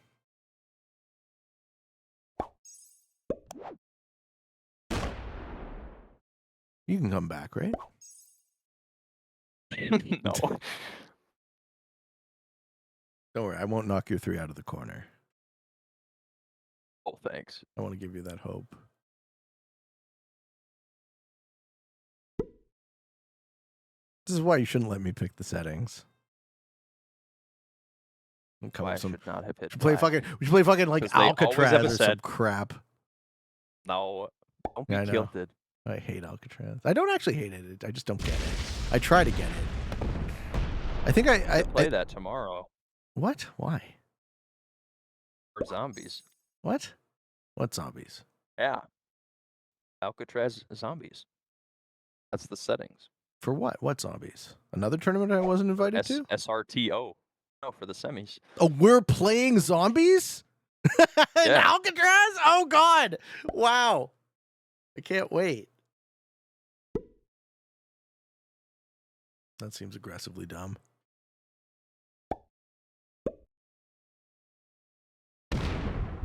Should be a fun time. Yeah. Me and Marcellus shit on like every setting that they make. In some form of fashion. You should. Did you or do you want to talk about how about PRT? Go ahead. What do you want to know about PRT? How great it is? I don't know. I asked Kilted before, like whenever they started PRT, about how I was wondering why you guys weren't helping them, in some way, which I think Kilted said he was helping, but they just never asked him for help. Right. Like he told them he could help. Yeah. But he was ignored. Yeah. Yeah. Yeah. So I was made the creative director, I think it's called. Creative. What role did they give me? Creative advisor for PRT. I have not been asked for my opinion. It's freely available. If and when. I think what do I think about PRT? I think the competitions have been some hits, some misses. I personally don't think adding more luck to an already lucky game is a wise decision. So that's my primary criticism. Talking about world champs? I'm talking about any sort of golden game coin flip outcome sort of thing, right? I think we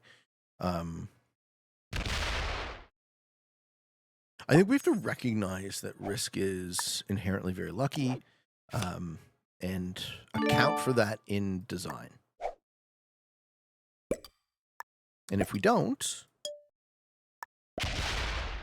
the illusion of competition will eventually piss off enough people to kill the goose that lays the golden eggs here, right? The idea that an illusion of competition is interesting, I think is a bit naive.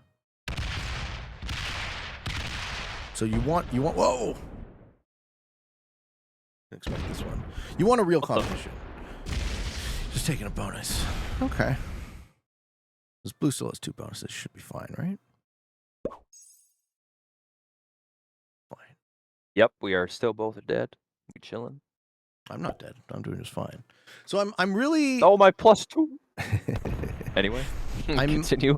I'm torn. I'm torn between my experiences with PRT. Oh, shit. Right? I've had a lot of fun in PRT competitions when they're good, and I've been really frustrated by certain outcomes that, in retrospect, seemed mostly outside of my own control, and that's not fun for me, right? So I would, if I was running the show, I would want to continually iterate and design systems that had more competitive integrity,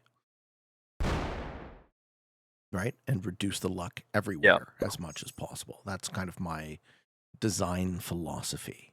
But the other thing too is Mitch is kind of running it like a business. And I have absolutely no interest in telling anyone how they should run their business. That's their business, you know? Sink or swim. I love that. Yep. Right? I was able to create the 2 largest risk competitions in history so far through the help of, very talented people, yourself included, right? Noob 2.0 was one of our settings testers. So I appreciate the help. I feel like the vision was shared, right? We wanted to come up with something that had the most competitive integrity possible at the time. I feel like we've learned a lot, right? The ideas that you put forth here, that perhaps an open isn't something fit to call the world championships of this game, is an idea that I've been thinking about for a while. We can't. Yeah.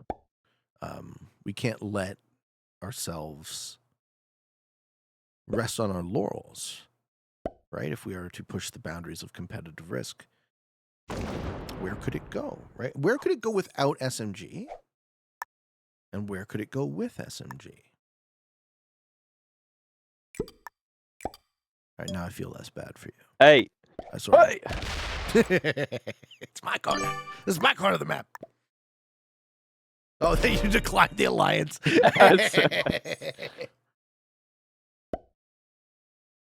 I do not want an alliance. Yeah, and offering something for free versus offering something at a subscription. I have the softest sell possible approach, right? I'm not here to twist anyone's arm. I'm here to invite. Come along the ride with me, or don't. But I think part of my approach here is I don't need the approval of other people. I don't seek it. I'm an independent person. I, if asked, will honestly share what I think. And if not asked, I will assume that the person I'm talking to doesn't care, which is fine too. I'm not here to impose my opinion on other people. It is just one opinion. I hope that it is an informed opinion. I do try very hard to think things through, and I think I know what I'm talking about, but so does everybody. Everybody thinks they know what they're talking about. Right. Who wins this game now? Because now you're not super dead. Like, hit me, bro. No. Hit me. Because then you're going to have to sit here and just focus on talking. Right? Yeah, that was the point. Yeah, you want settings where you just get smoked so we can actually chat? Yeah. All right, well, then hit him. I won 1 game. That's more than I expected. Hit black. Yes. No. You said you wanted people to hit you, so now they're hitting you. You're supposed to kill me. Oh. Okay. What? Lol. This is fine. This is fine. This is fine. This is fine. Oh boy. See, this is where if you had your 49 stack unlocked, you could fuck some shit up. I mean, I could I could make like a really cool move right here. Yeah. Like, I mean, you're gonna kill us anyway, but. Ooh, slider air. Oh! No. Slider air!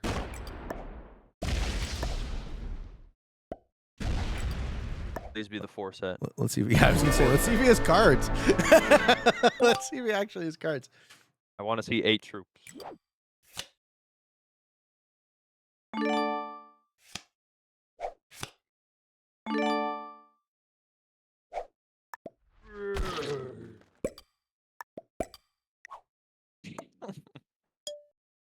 Sorry, man, but I need to attack your territory.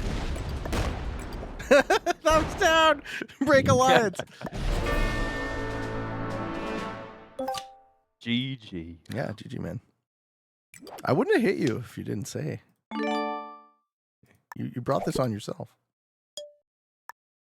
Well, it's the correct play.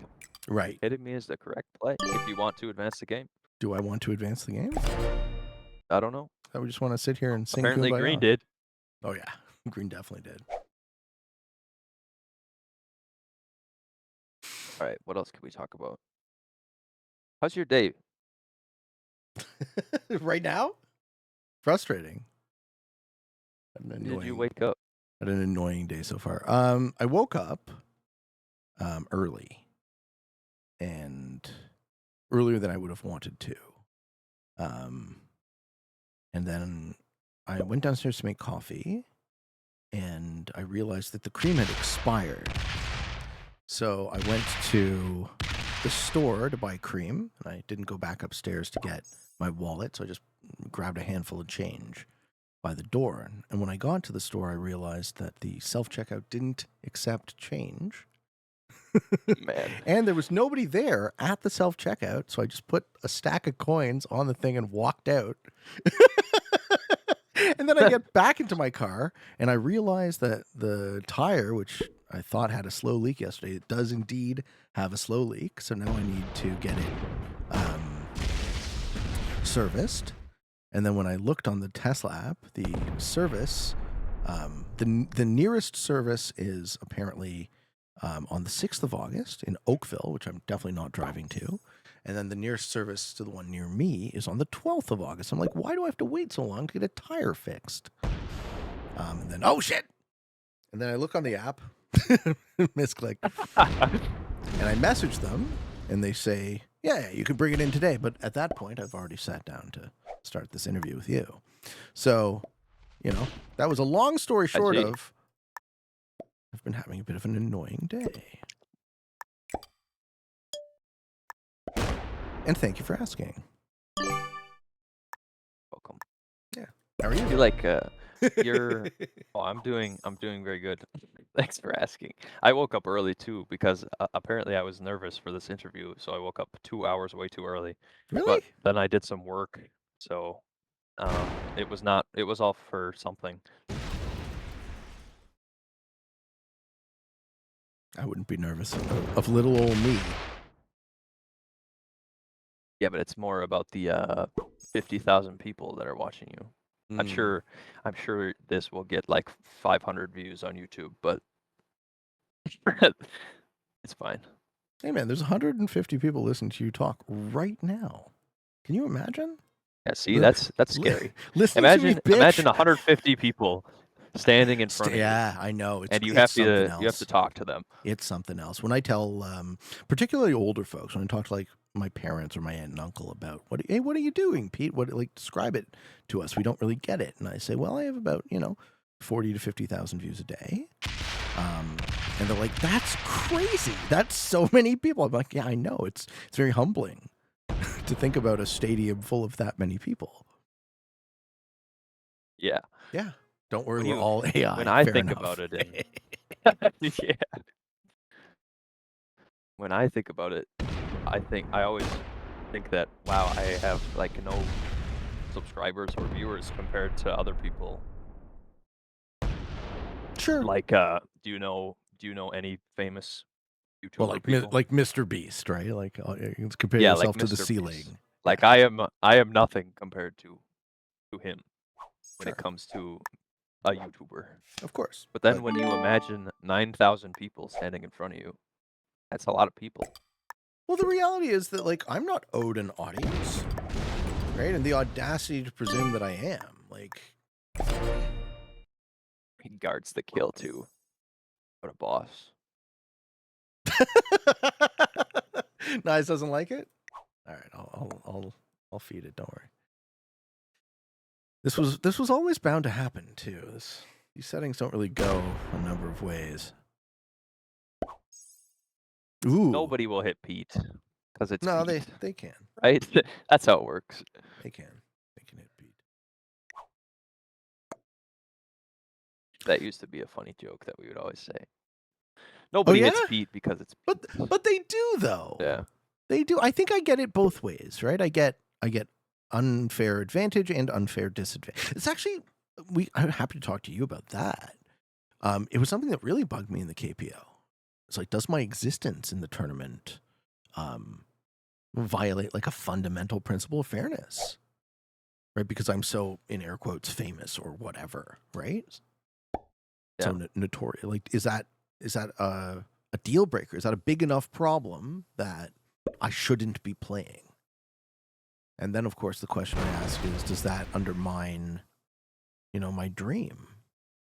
Like, the only thing I really wanted to do here was grow competitive Risk and share this thing that I love. What do you think? Well, the first KPO I was a new still. Mm-hmm. Nobody really knew who I was, so that was not a problem. But the second one, people started to know who I was, and then I don't think I got any bias from people hitting me or doing anything. Okay. I could be completely wrong. Maybe somebody did do that once, but I didn't notice it. Okay. So maybe it's just because you have a YouTube channel and you do Twitch and stuff. Well, I mean, for the KPO That specifically, right? For the KPO, let's take the whole impact on Risk at large off the table and just say, for the KPO specifically, right? My name is on the tournament. Can I compete in that tournament fairly at all? That's what you're asking. Is that possible, right? Or is it, is it fundamentally unfair? I don't think it's unfair.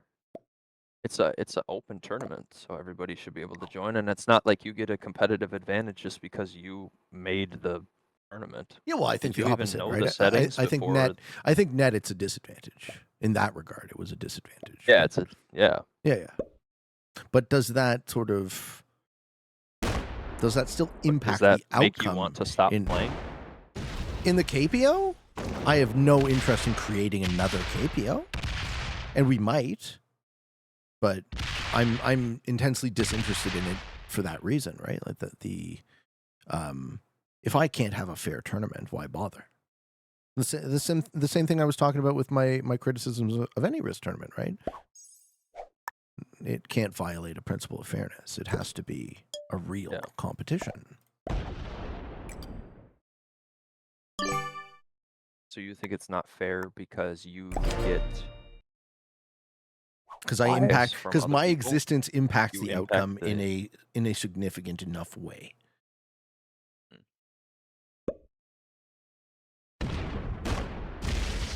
I don't know.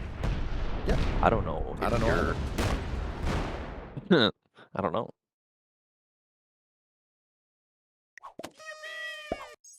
I don't know either, man. I don't think it should be that big of a deal. Well, I'm not interested in the world that should be, right? But yeah, it's your it's your option to make or not. Yeah. I would love another KPO, but if you don't want to make one, then Well, I want to make a KPQ. care. That's what I want. Well, what is that? KPQ. You have a qualifier and invitational. You do it, but you don't do the open part, right? So you pull from people who have a little more skin in the game. Okay. I assumed you meant I don't want to make another tournament. No. I definitely want to make another tournament. I love adding to, competitive Risk in as much as I can. Oh shit! Oh yeah. Bam! You knew that was coming.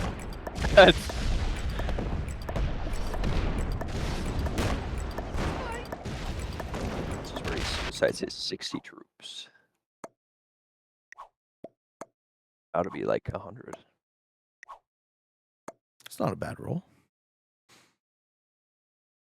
Blue's playing close to the chest. We're working together here, Blue, or what?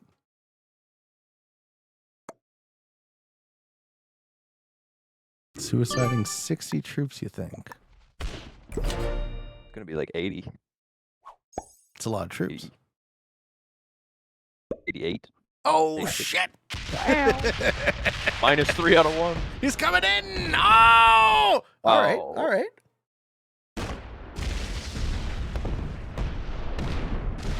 You're still somehow close to Blue's troop count. Yeah, these settings, you know, don't really stabilize unless everyone's like really, really playing to win, I suppose. But let's see. Do we take the kill? There are only 5 plus 6s, so somebody's gonna be below anyway. But that's good. I'm excited for another tournament. I always like big tournaments with good players in it. Yeah, man, for sure. That's another reason why I don't play in some tournaments, because they don't have the greatest players in them.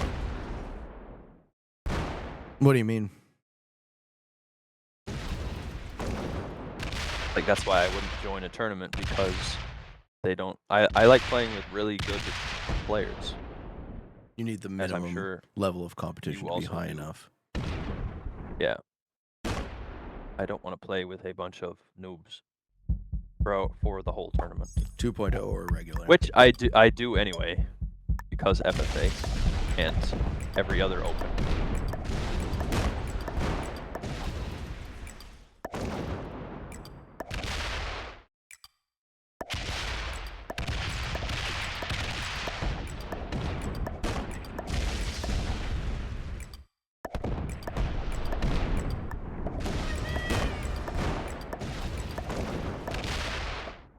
All right.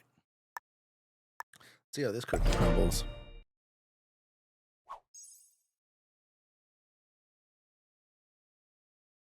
It's pretty much feeding the wind to Blue here. Yeah. Pretty much. Oh! Hide in the corner!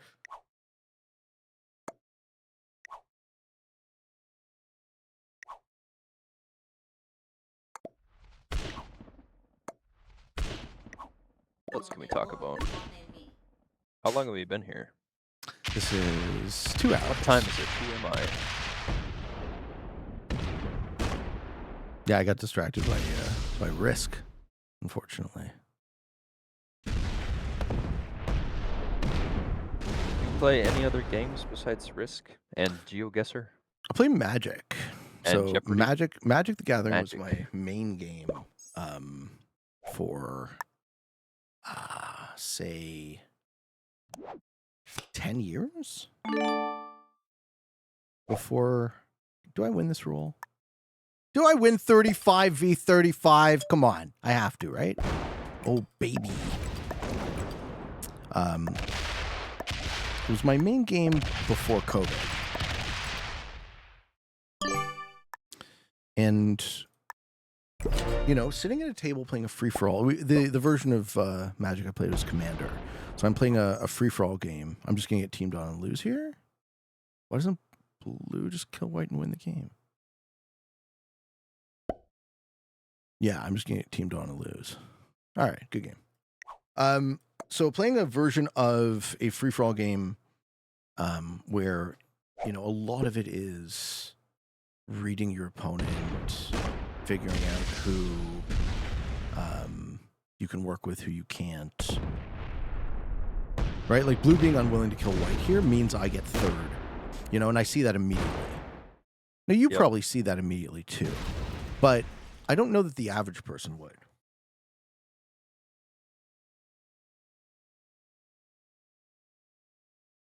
So what do? Right? What's the play? It doesn't matter, right? There's no play here. I can't do anything that matters. Yeah, there is no play. Yeah.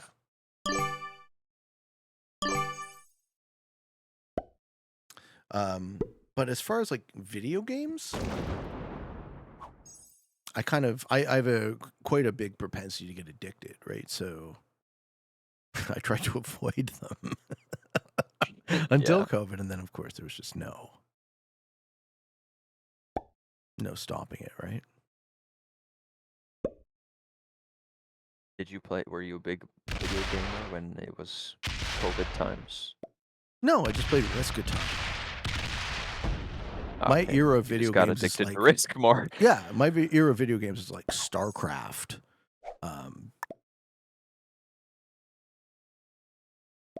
um, like I played Warcraft 1, Warcraft 2, you know? Those are old games. Nintendo. That's like, yeah, it's like what Yeah. my dad played. Yeah, I'm likely closer to your dad in age than we are, right? I think you're the same age, actually. Well, there you go. You're 40, right? You just 41. turned Just 40? turned 41. 41. Yeah. Oh, okay. My dad's 40. There you go. Yeah, young. Yes, he did. Someone asked me 19, both my parents. both your folks had you were quite young. That's interesting, right? That's used to be a lot more common than it is now. Yeah, sure. Someone You asked have me 7 kids by the time a you're... question that he didn't want to put in the main Q&A thread. And it's actually kind of apropos to this. He says, I had a question since you overall seem like a smart and wise guy. This might be a tough question, but I've struggled with it a lot. My father had me at a late age, and even though I'm only 18, seeing him grow older and less useful, it's extremely difficult to see your childhood hero go from invincible to old and frail, knowing it's only going to get worse. How do you deal with the aging and eventual death of a parent? I can't imagine life without either of my parents. It seems like an interesting time to bring up that question, considering like you're having almost the opposite experience, right? Your folks are still in the early-ish part of their lives. Have you had this thought at all of their absence? Yes, I have many Yeah. times. What do you Because think? my parents are a big part of my life. Mm-hmm. So without them, I don't know what I would do.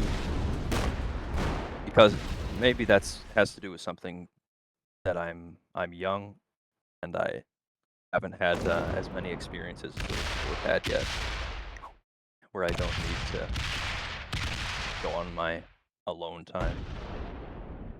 Because I live with my parents while I'm not at school. Mm-hmm. So Yeah. So the things that I would say, the way I would answer this question is because now I'm thinking about having kids, and I'm thinking about myself as the parent in this question, and thinking about my kid when they're 20, I'll be in my 60s already. So their experience of me would likely be one of consistent frailty in a real sense. And I think it's easy for someone like me to say that builds character, right? But there's a certain type of maturity that is born of grief. There is a value to our negative emotions. Like we were talking about earlier, the idea that you're getting a valuable signal, So how do you deal with the aging and eventual death of a parent is you accept it, you accept the way of the world. This is going to happen. Yeah, that would have been my answer if we kept going down the road. Sure. Yeah. Because You don't get to that's what choose. I end up at when I think about it for a extended period of time. Is that, well, when it happens, I just have to accept that it happened, and it was an amazing lifetime that they had, and the amazing things that they did for me. And you have to remember all those things that they did for you and all the good times that you had with them. Hmm. Did you maybe have other settings you wanted to test? This seems like a great opportunity to help the I'm gonna run testing to the along. bathroom after I tell you these. Okay. I will also. Let's see. FFA settings. Roots of YGG Drazzle. Yggdrasil. How the heck do you say that? Yep. World on? 70% fixed with unstable portals. No fog, no blizz. No blizzards, no fog. Cool. All are welcome. All right. I will also get I'll be right back. a cup of coffee. I think about my mom and dad, and so my mom and dad are now in their 70s, and the difference between 60 and 70 has been very noticeable, right? That's the one that jumps out to me. Are we ready to go, sir? Yes, sir. All right. Yeah, like your folks in their 40s, right? You got a lot of wonderful times ahead, I'm sure. You ever hear the statistic that by the time you leave home, move out, you've spent like 80+% of the time you're ever going to spend with your mom and dad on average? Oh, I did not know that. Yeah. I do know that. I thought you were going to say something about divorce. Mm. Because there's 50% divorce rate Mm-hmm. in America. Oh, that's the scariest thing too. My right? my parents are also divorced. Okay. If I didn't mention that already. So I'm at my mom's at the moment. Did it happen recently?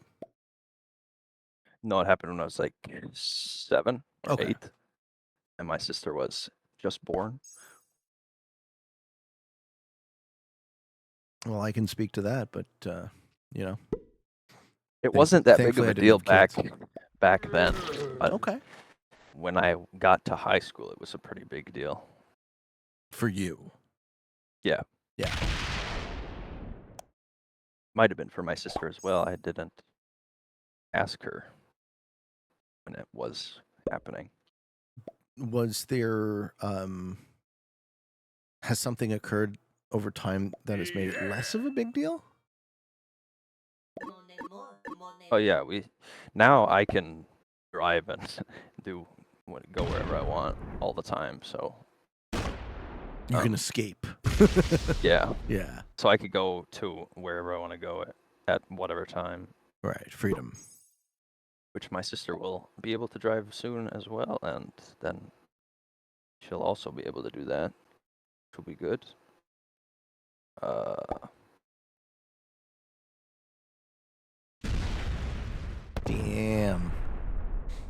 Damn. At least I get one too. Get the better one. We really were in each other's way.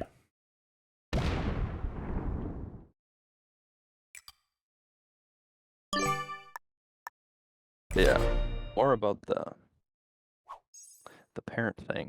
Mm. The guy said that his dad was like a superhero to him. Yep. That means that when I don't know if this guy is going to become a father or hopes of becoming one, but when he does, or if he does, then he can become a superhero for his children, like his dad was to him.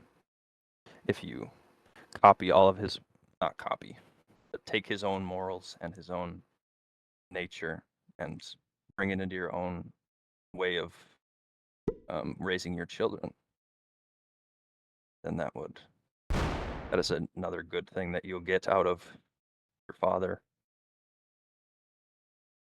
Yeah. The the experience of our parents as superhuman, I think, it undergirds the entire nature of the relationship. Like, your folks will never see you as equals, and I don't even think that they should, in a way, right? The thought I have is like, imagine, this lump of clay of a person that you are fully responsible for every single aspect of their existence, and like to the extent to which like you're wiping their poopy bum, right? Like you're Yeah. they are literally shitting in the palm of your hand. That's how useless they are, right? How on earth can decades later you fully really respect their agency and opinion? You know, my folks will ask Yeah. me questions, and I can tell when they kind of click off, and they're just like, well, that's just you, or deedle d. You know what I mean? Yeah. But the type of relationship I want to have with my family is not necessarily one of friendship, right? I'd rather Yeah. be It's I'd rather it's be a a good father different. than a friend. Yeah. It's a much different relationship. Right.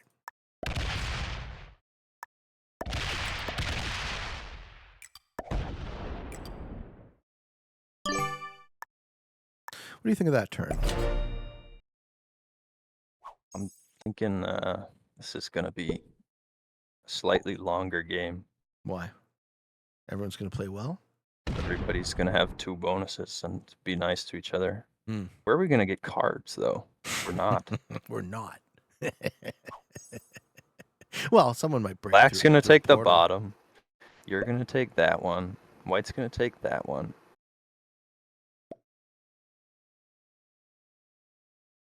You could trade in the bottom. These are interesting settings. I think blizzards might be helpful. Maybe blizzards plus stable instead of unstable. I don't know. Too soon to tell, right? I think you kind of need unstable in 70 fixed. Yeah, just constantly mix it up. You need Yeah, otherwise you something could just shuffling, block up the board every turn. right? And then it just becomes a coin flip. The outcome. Yeah, Yeah, I see what you mean. and it's who has the better bonus that can go multiple directions.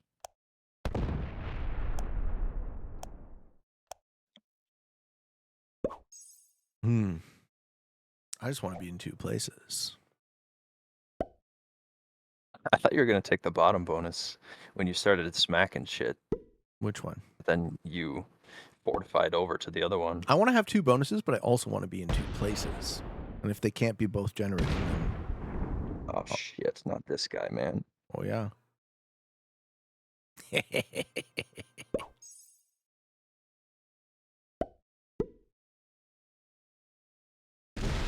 Ow! Nice dice.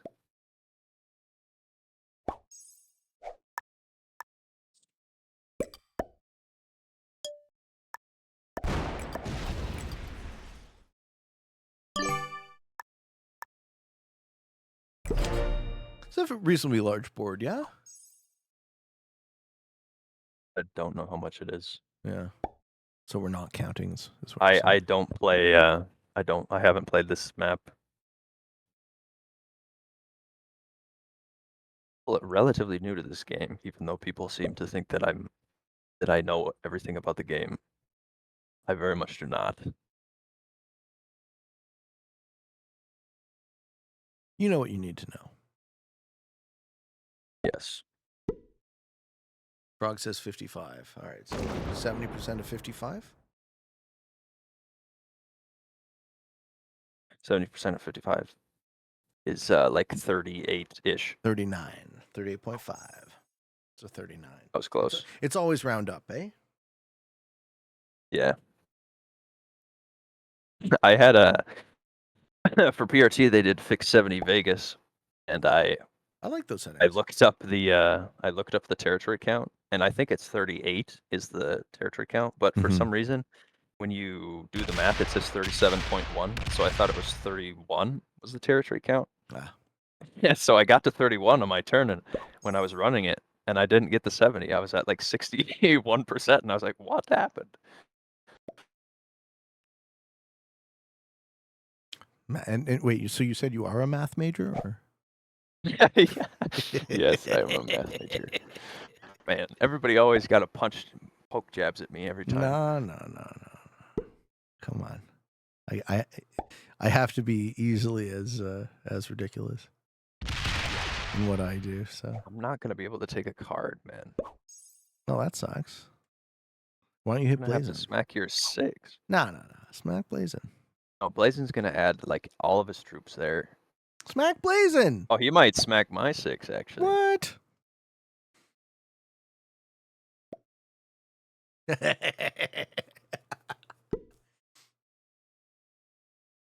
there an area count on the Don't bonuses? do it. Yeah, if you look at the bonuses, you see the numbers here.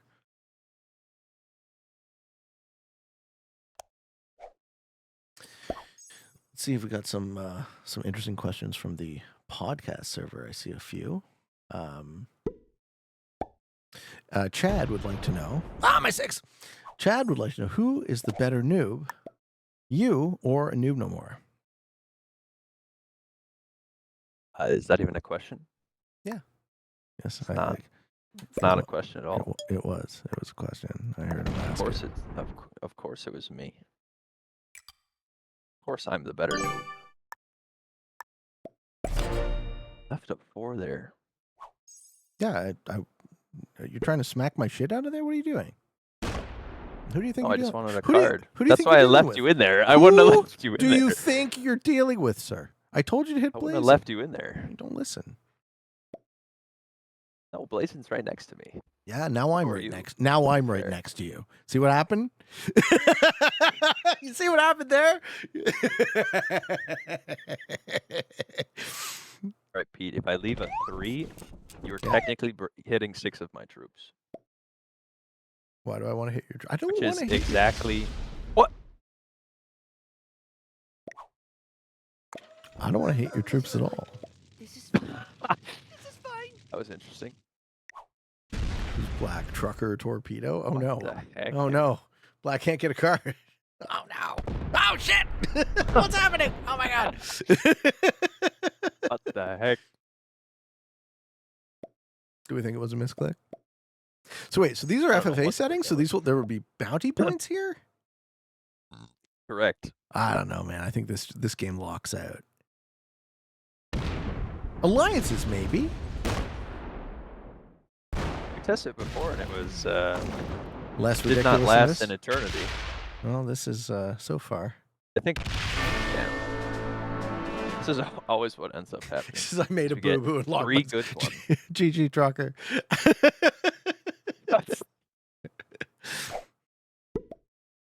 Yeah, behind the scenes look, folks.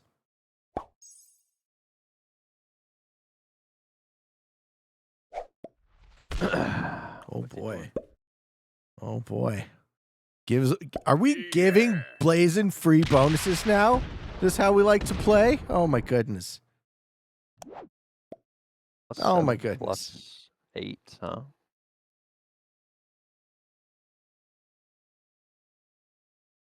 All right. Cosmic Cowboy would like to know, has streaming changed the way you view Risk as a game? Do you find your stance as a creator and competitive player ever at conflict for potential changes of the game or events? I find my position as a streamer of a different game Yeah. in does that change my way of how I think about the risk? I don't think so. I want the best for the game, just like I'm sure all the top players do, even if they don't stream or make YouTube videos. Yeah. Yeah, because we love the thing that we love. And, you know, it becomes actually self-fulfilling. The success of the game is good for me, and I would think that so far, at least, my own success has been good for the game. And if those two things ever become at odds, then, you know, I think that would actually be a really sad day for me.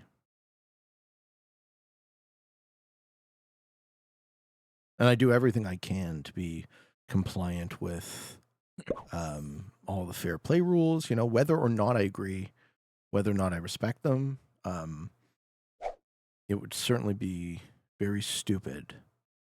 Actually, let me ask you this question, right? What do you think about cheating in games? You know, it sure would be very stupid. I hate cheating.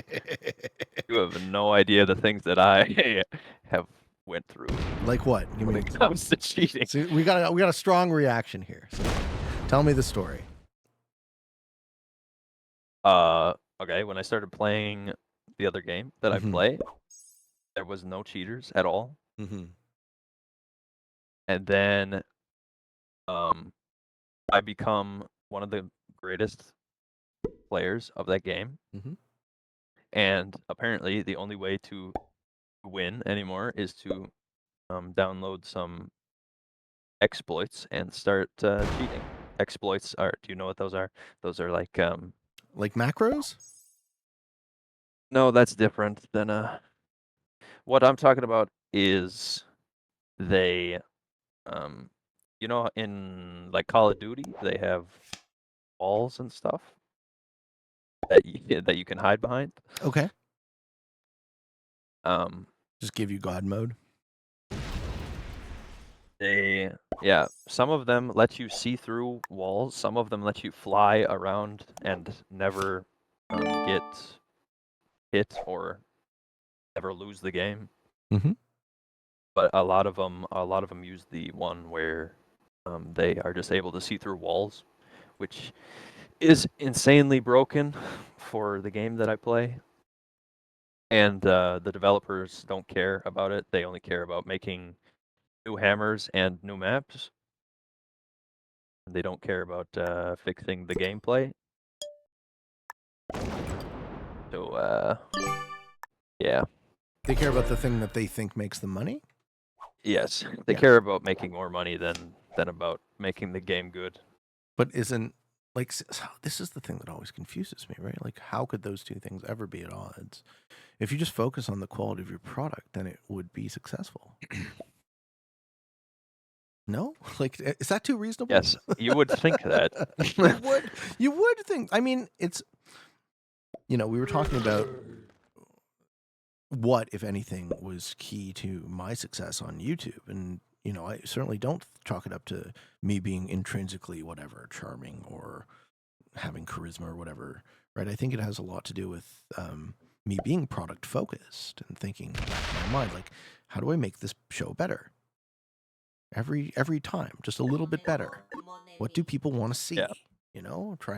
And because I didn't grow up in any sort of culture where gaming was, a big deal,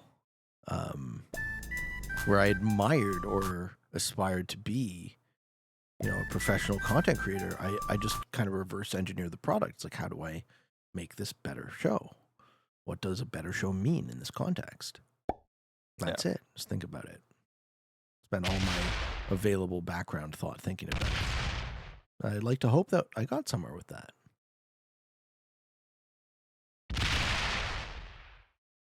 I think you definitely got somewhere. That's Well, for sure. the people, I think people who cheat ultimately cheat themselves too,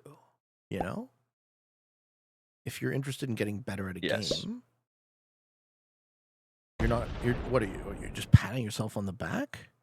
Good for me. I got this fake win. I didn't learn anything. I didn't improve my ability.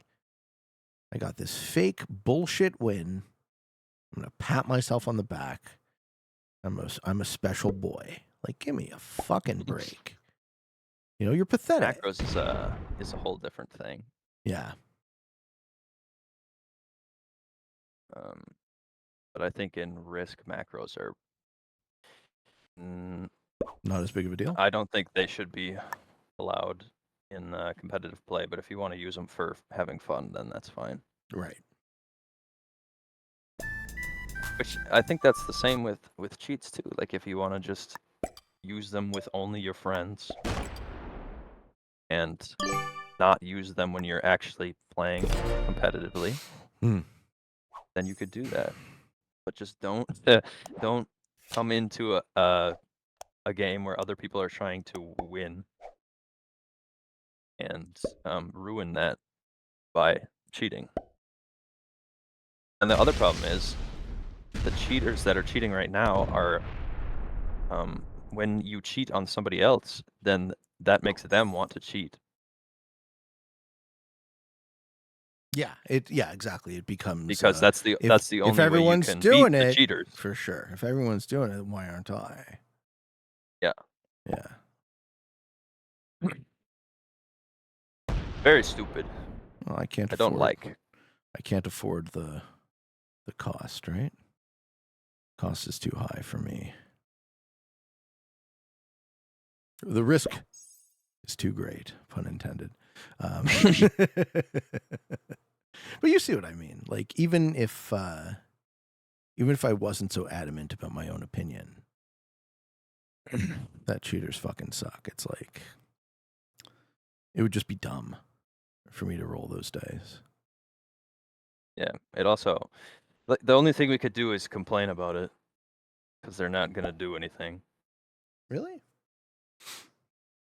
Yeah, I've talked about it for 3 years, and at least they're claiming have, with this network update that that's what have they're yet trying do. to acknowledge it. Yeah.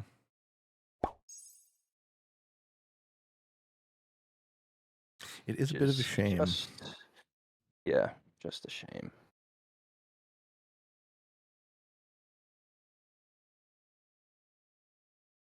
Fuck.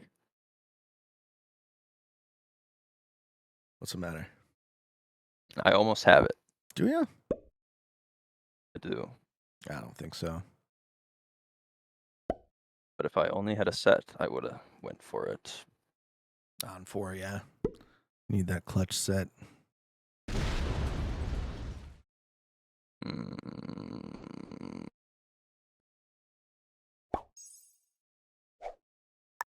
Ah, so you stopped me from going. Like that too. Now we have to worry about orange.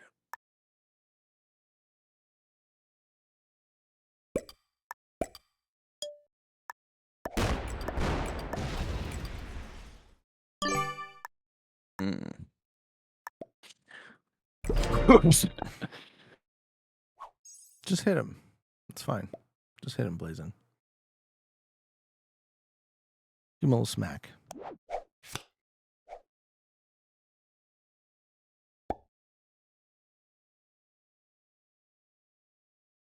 I don't know. Whose position do you like here?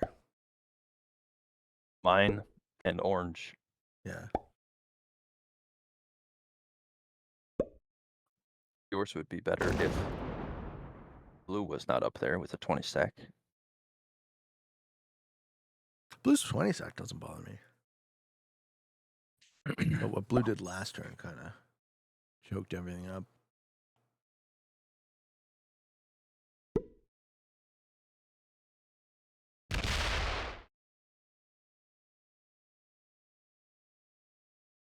Oh shit. No, don't do that. No. Oh.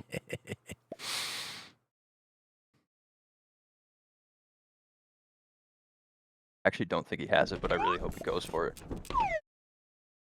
Blazin'? Yeah. Oh, he doesn't have it. Is it through your 24? Oh, he's not going through my 24. Fuck right off with that. It's like, oh, please, I hope he feeds me the win. Come on. Yeah, I hope so too.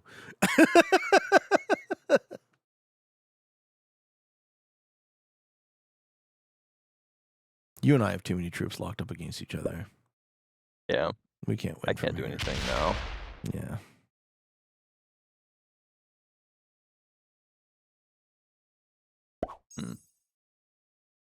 Maybe I can now. Let's see. If I had not a dudes trade, it'd be really helpful. That goes up. I have a 20 doing nothing is the problem.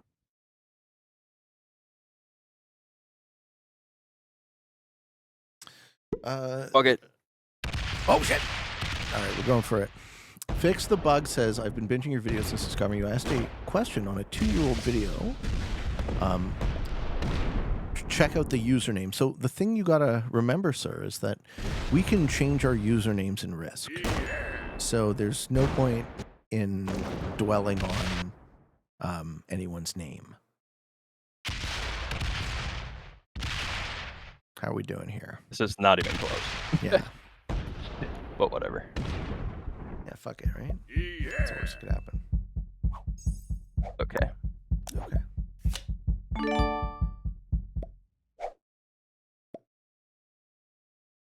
I mean, I don't have it either now. I would have if my stack still existed. What horseshit is this? Oh man!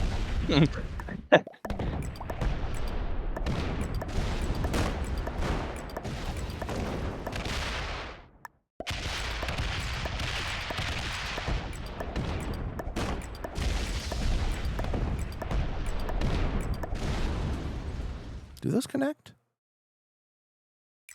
They do. All right.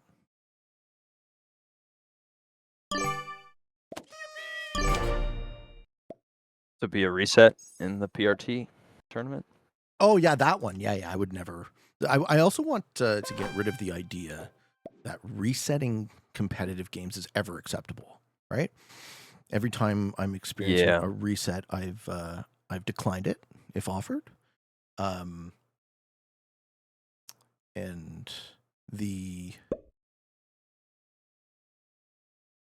idea that not only are you going to insult your players' time by giving them settings that stalemate or require any reason to reset, but that you're also not going to design a solution for them is something that I'm really trying to get away from with Risk. So and this is another reason why I'm so favorable to what Parlux was doing with Perfect Play, right? The attempt to address because we're feeding it to White. The attempt to address stalemate settings, because so with KPO and KPO2, Kyle was able to prove conclusively that yes, it is the settings that cause the stalemates, because we created settings that didn't stalemate.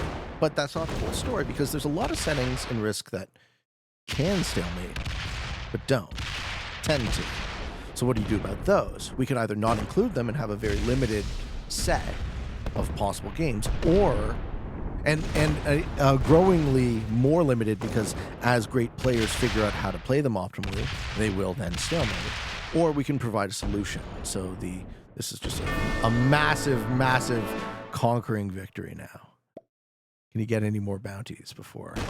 Probably kill Blue. I think you leave a bounty on the table by not killing Blue. Yeah. What else?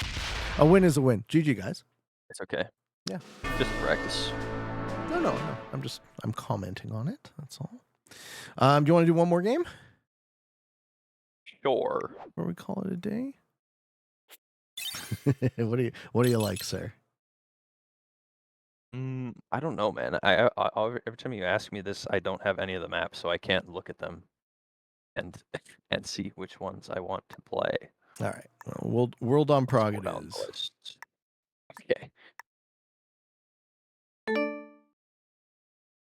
Always good old World on Prague.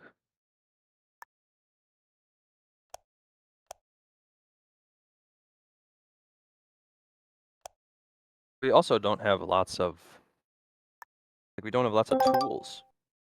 We don't have any. We have like 0. Yeah.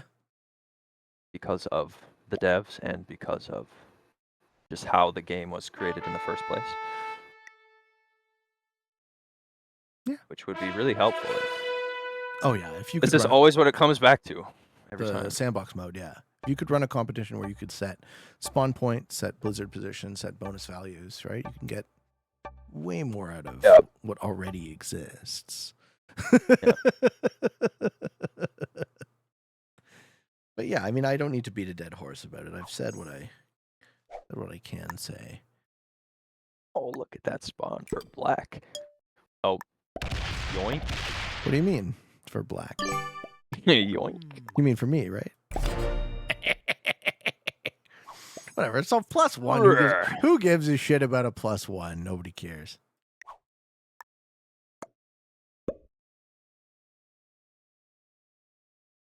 Like that's gonna change everything. Yeah, your first position too is fine. Yeah, exactly. I need a little. It literally just means that you'll get the same trade as the person in front of you, because you'll get 5 troops for 5 turns. Right. But the person in front of me is also holding a +1. Yes. No, he's holding a +2. Oh, shit. So now you are not.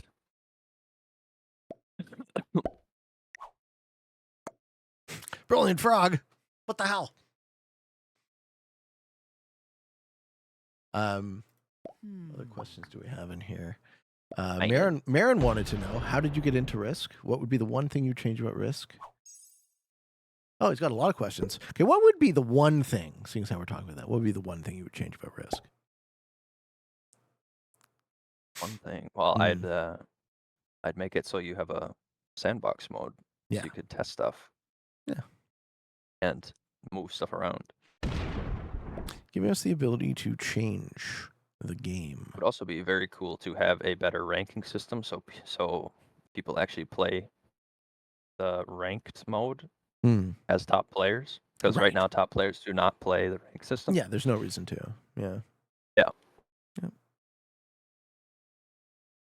Actually, funny about that, Noob 2.0 is the first person that I can recall to decline membership to the Saber system. So now that I have you, right, I'm actually curious to dig more into your rationale, because I don't think we agree here, but I want to hear what you have to say. Right? I certainly would not want to argue with an effigy of your opinion. I want to know what you actually think. Yeah. So normally when folks reach a certain rating on Saber, it occurs to me to ask them to join.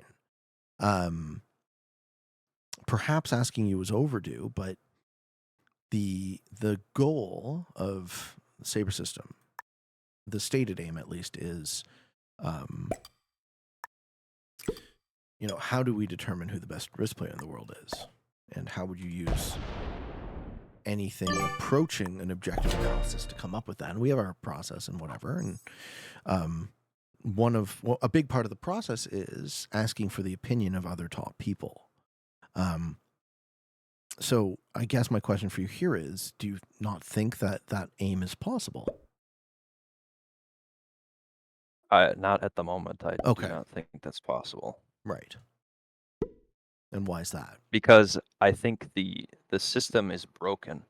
So I don't want to be a part of a system that's broken in a system that I don't believe is correct. Sure. So how would you go about if you were me, right, and you were interested in it not being broken? How would you go about making it so? This is what I haven't really thought in depth about how to make a better way on how to show skill or see the skill of other players. Sure. But yeah, I would definitely. It's a hard problem. There's a lot of ranking systems in other games that I would like to see implemented into this game. I think somebody told me this before. Where you have a set amount of settings, and they're part of the ladder or a part of the ranked mode, and you have like elo. So the players who win more get more elo, and then you're matched against players with your similar elo. Done.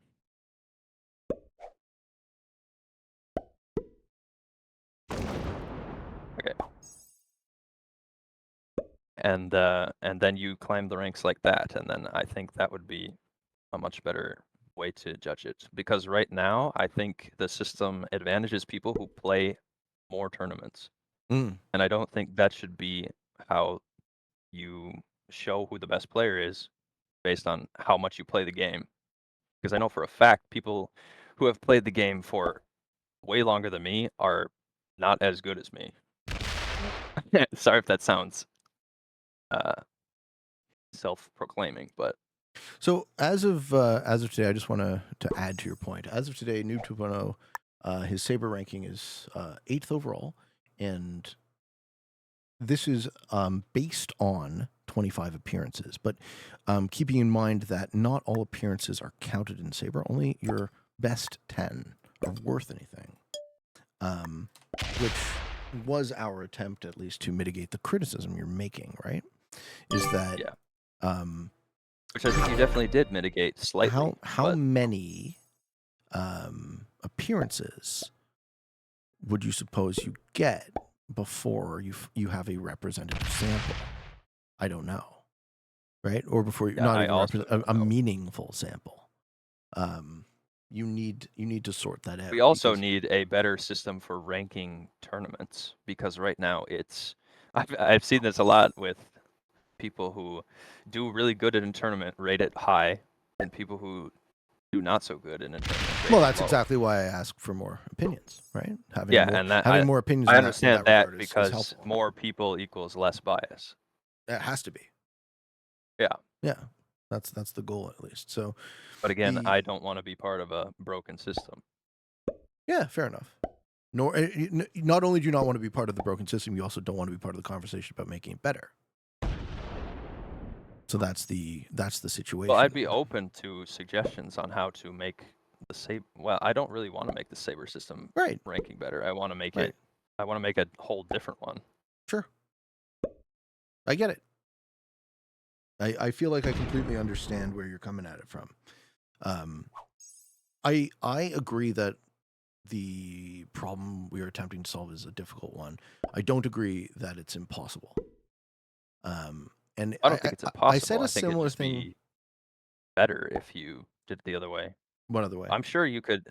I'm sure you could fix the Saber ranking to where it would be better, for sure. But I think if you implement a different ranking system, it would be better than even if you fixed the Saber ranking. That just sounds like semantics.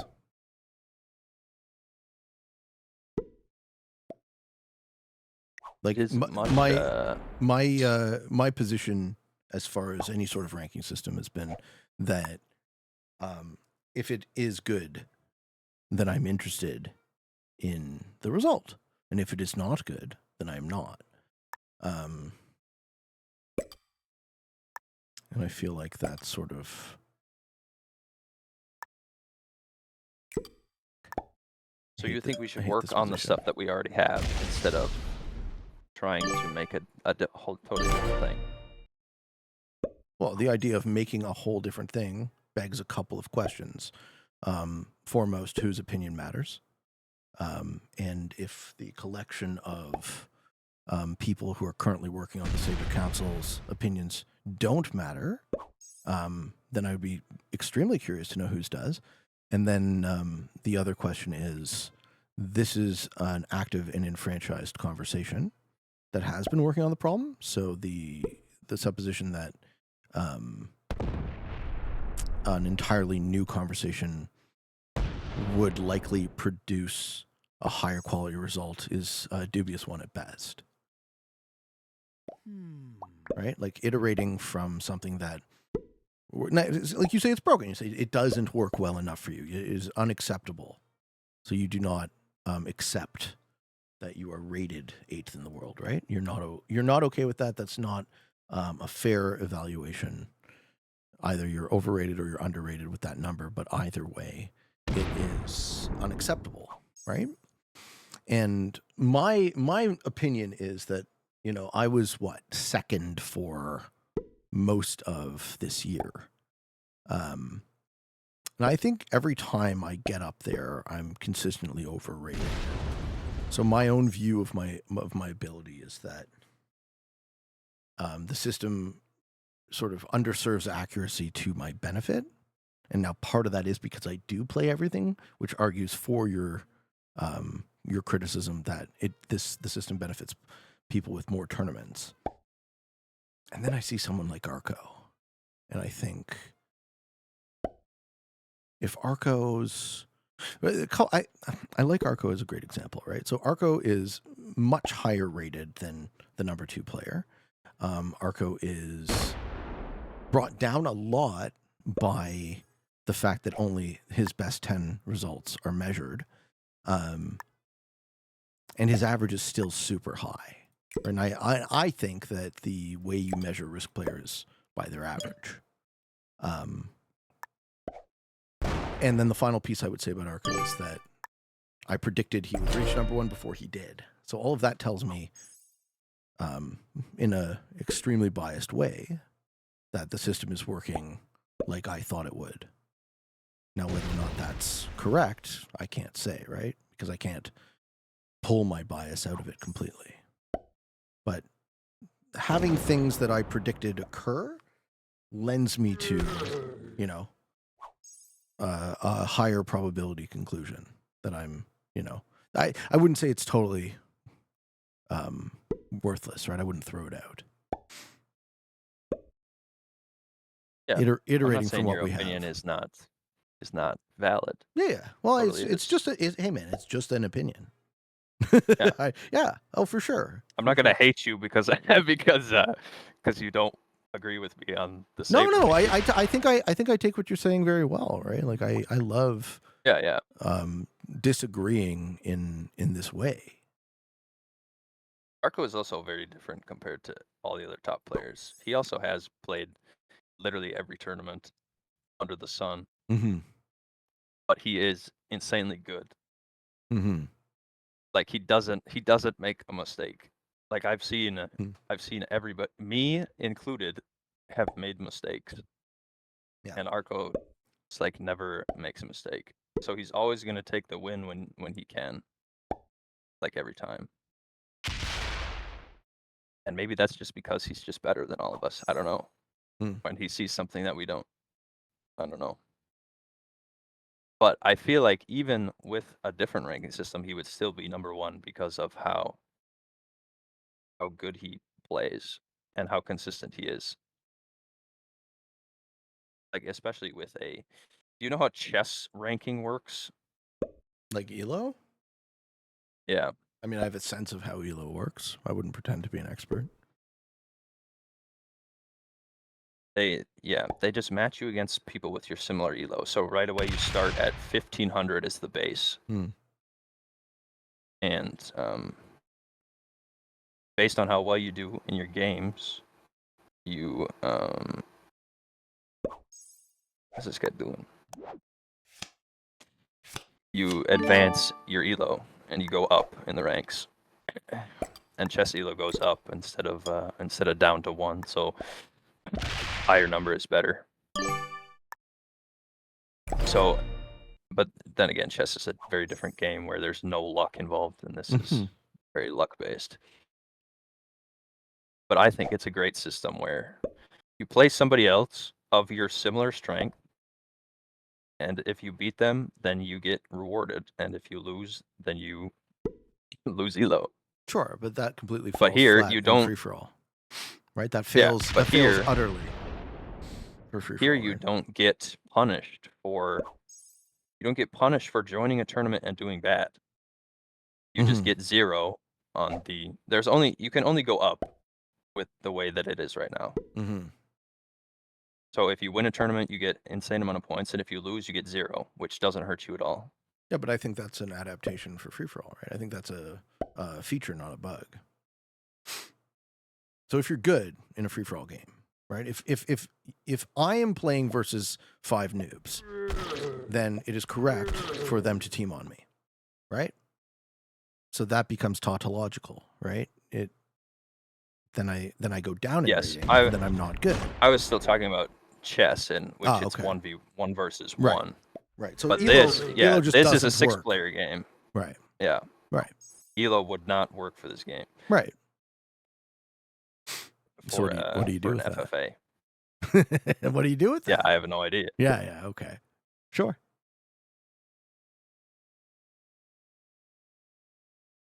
It's worth thinking about. I see your point, though. Like, if we can make this system better, that already kind of works, it would be better. It's better and than easier than it's a making lot new better system. than SMGs. Yes, that is. I will agree with you that it's better than any other system that we have right now. There you go. I would love to continue to work on it. I think we are, but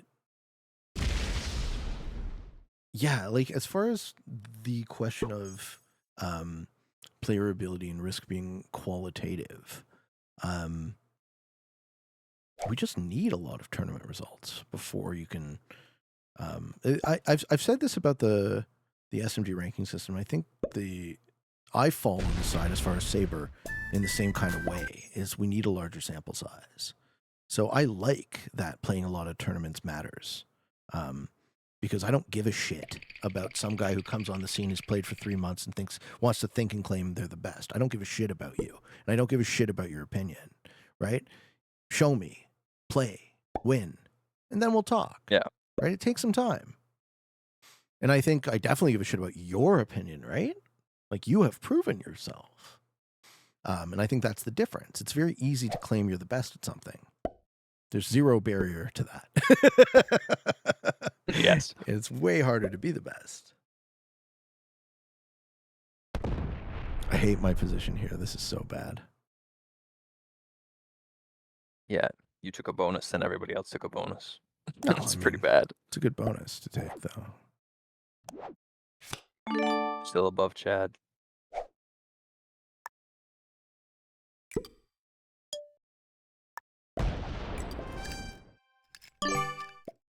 I would never hit Chad. I don't know. I also, that's another thing, is that I don't really want to think about it because it's not the most important thing for me at the It's not moment. interesting to you. Right on. Yeah. Yeah, you don't have Yeah. to. You seem interested in a lot. Like, as much as I play Risk, it's not the biggest part of my life and what I think about every day. Yeah. Like, I just really like playing the game, but I can't be asked to try and help with all that stuff. Well, so it's funny. It's funny you bring that up, right? Because I think this is a big difference. It's a big answer to a lot of your questions you had towards me about why I'm doing this, right? Like, I actually, the primary reason I have for the channel, the primary reason I have for a large part of my success, I would say, is the relentless pursuit of excellence. Not that I will ever attain it, right? Not that I will ever pat myself on the back and call myself the best, but it's more that striving, right? My happiness is emergent from the striving to be the best I can be rather than ever attaining it.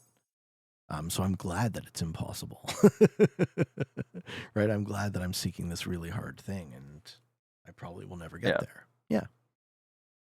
That's And maybe that's I'm why just it's meaningful. complaining about it because I'm not at #1 spot. You never know. I don't think I don't think I feel you complaining at all. I don't think that's the vibe I get from you. Yeah, it might be some. I'm just saying it might be some deeper psychological thing in my brain that's like, hey, you're not the best at this, so something is broken. But I don't think that's how it is. No, I don't like think to that's how think it that is it's yeah, I don't think that's not how it that. What else did we get on about?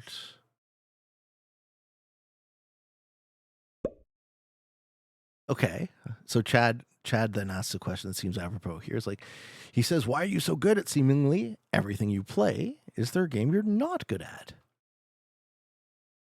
Yes, there is. It's called pickleball. Okay. Have you ever played pickleball? Isn't like tennis? You seem like the type of guy. No, I'm definitely not. Sports, get out of here. Yeah, that's a sport. Yeah. I'm very bad at, if you're talking about video games, I'm very bad at shooting games because my aim is just ass. And I've tried to, I installed an aim trainer, which basically just makes you shoot at stuff, not humans. It's like a practice. And I am absolutely terrible at it, so I've kind of given up on becoming good at shooting games. Why do you think that is? Why do you think I've given up, or why do you think I'm bad? Why do you think you're bad? Yeah, like, what is it about?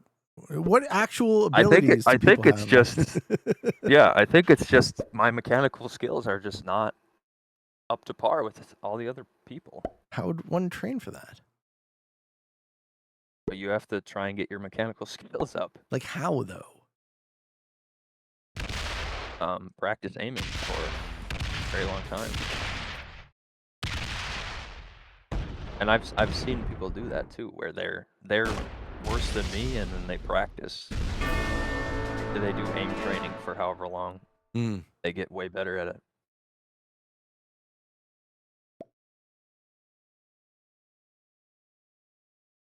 That all sounds so foreign to me. Yeah. I'm bad at shooting games. That's where you have to shoot people. That's my answer. It's a good answer. And then when it comes to sports, I'm absolutely terrible at pickleball. My friends invited me to play. They're like addicted to it now. They play it all the time in the summer, and yeah, I'm just so bad at it. I've never been worse at a sport in my life. Like What usually makes it I'm so hard? decent at basketball and tennis and all those other games, but this I just am so bad at it. What makes it so hard? I don't know, man.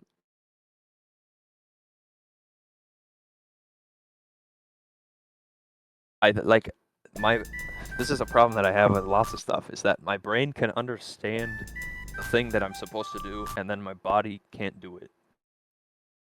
Hmm. It's like a misclick. Yes. Sorry, misclick. Right. Maybe you're not sorry.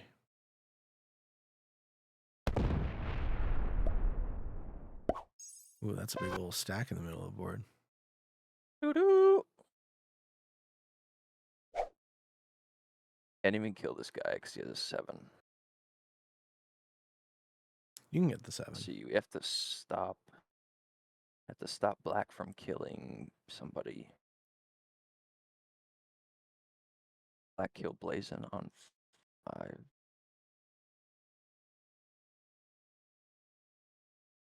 Something like this.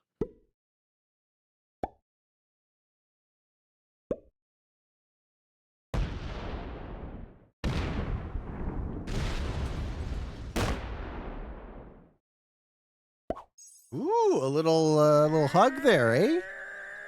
Look at this. Protecting you. Thank Don't worry, you. man. Thank you. No, that's good for me.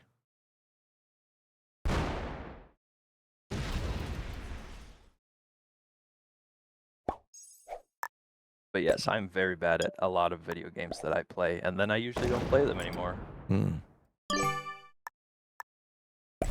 It's like when I I play Grand understand Theft the Auto. strategy. I just can't Grand Theft Auto. get Yeah. far from that hospital for whatever reason. You just end up back at the hospital, you know? Fucking cops instigating with me always, you know? These fucking they're the worst. All those bricks. Yeah. Well, they just keep Man. coming, right? Like you kill one cop and then all of a sudden it's like fucking more cops. Then you got to kill them too. And it just doesn't like pretty soon you're back at the hospital. It's like the hardest thing. My buddy made that joke, right? He's like the real challenge in GTA is getting away from the hospital. Yeah.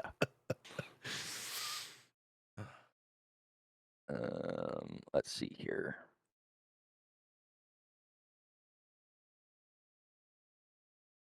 What's the trade? 45.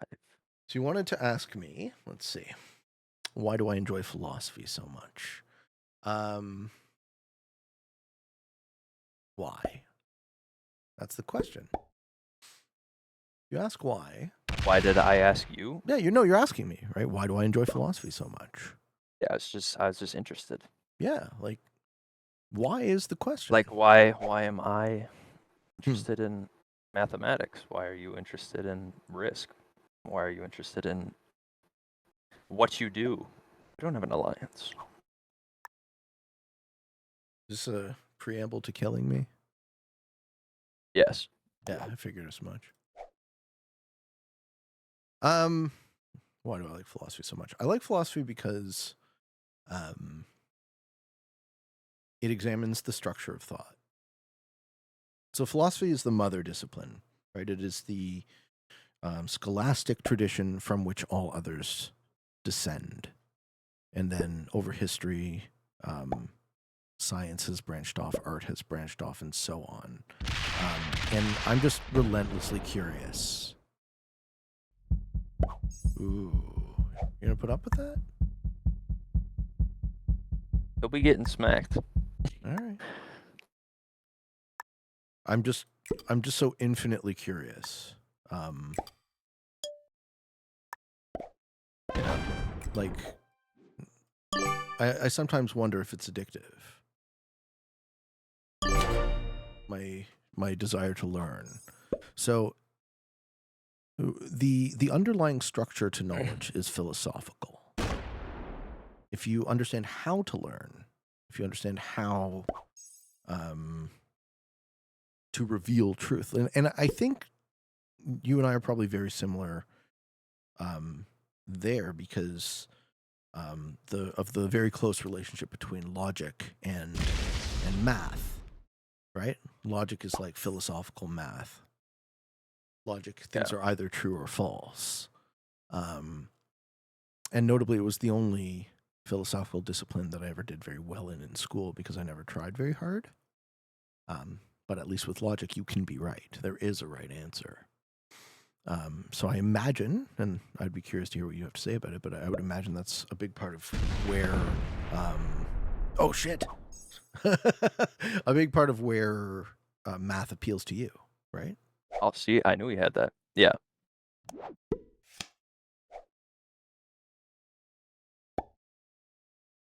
So what's the question? The question is, Sorry. what is, if you ask me what do I enjoy philosophy so much, why do you enjoy math so much? One, probably because I'm good at it. Mm. Comes naturally to me, which helps. And two, because there is a definite answer for everything. Yeah. Blazin, you fucked up, buddy. Oh! Oh! Oh no! Blazin, What has happened? what are you doing? That's not very good. Now I'm gonna die. Oh, thanks. Well, I'm pretty sure everybody's gonna die.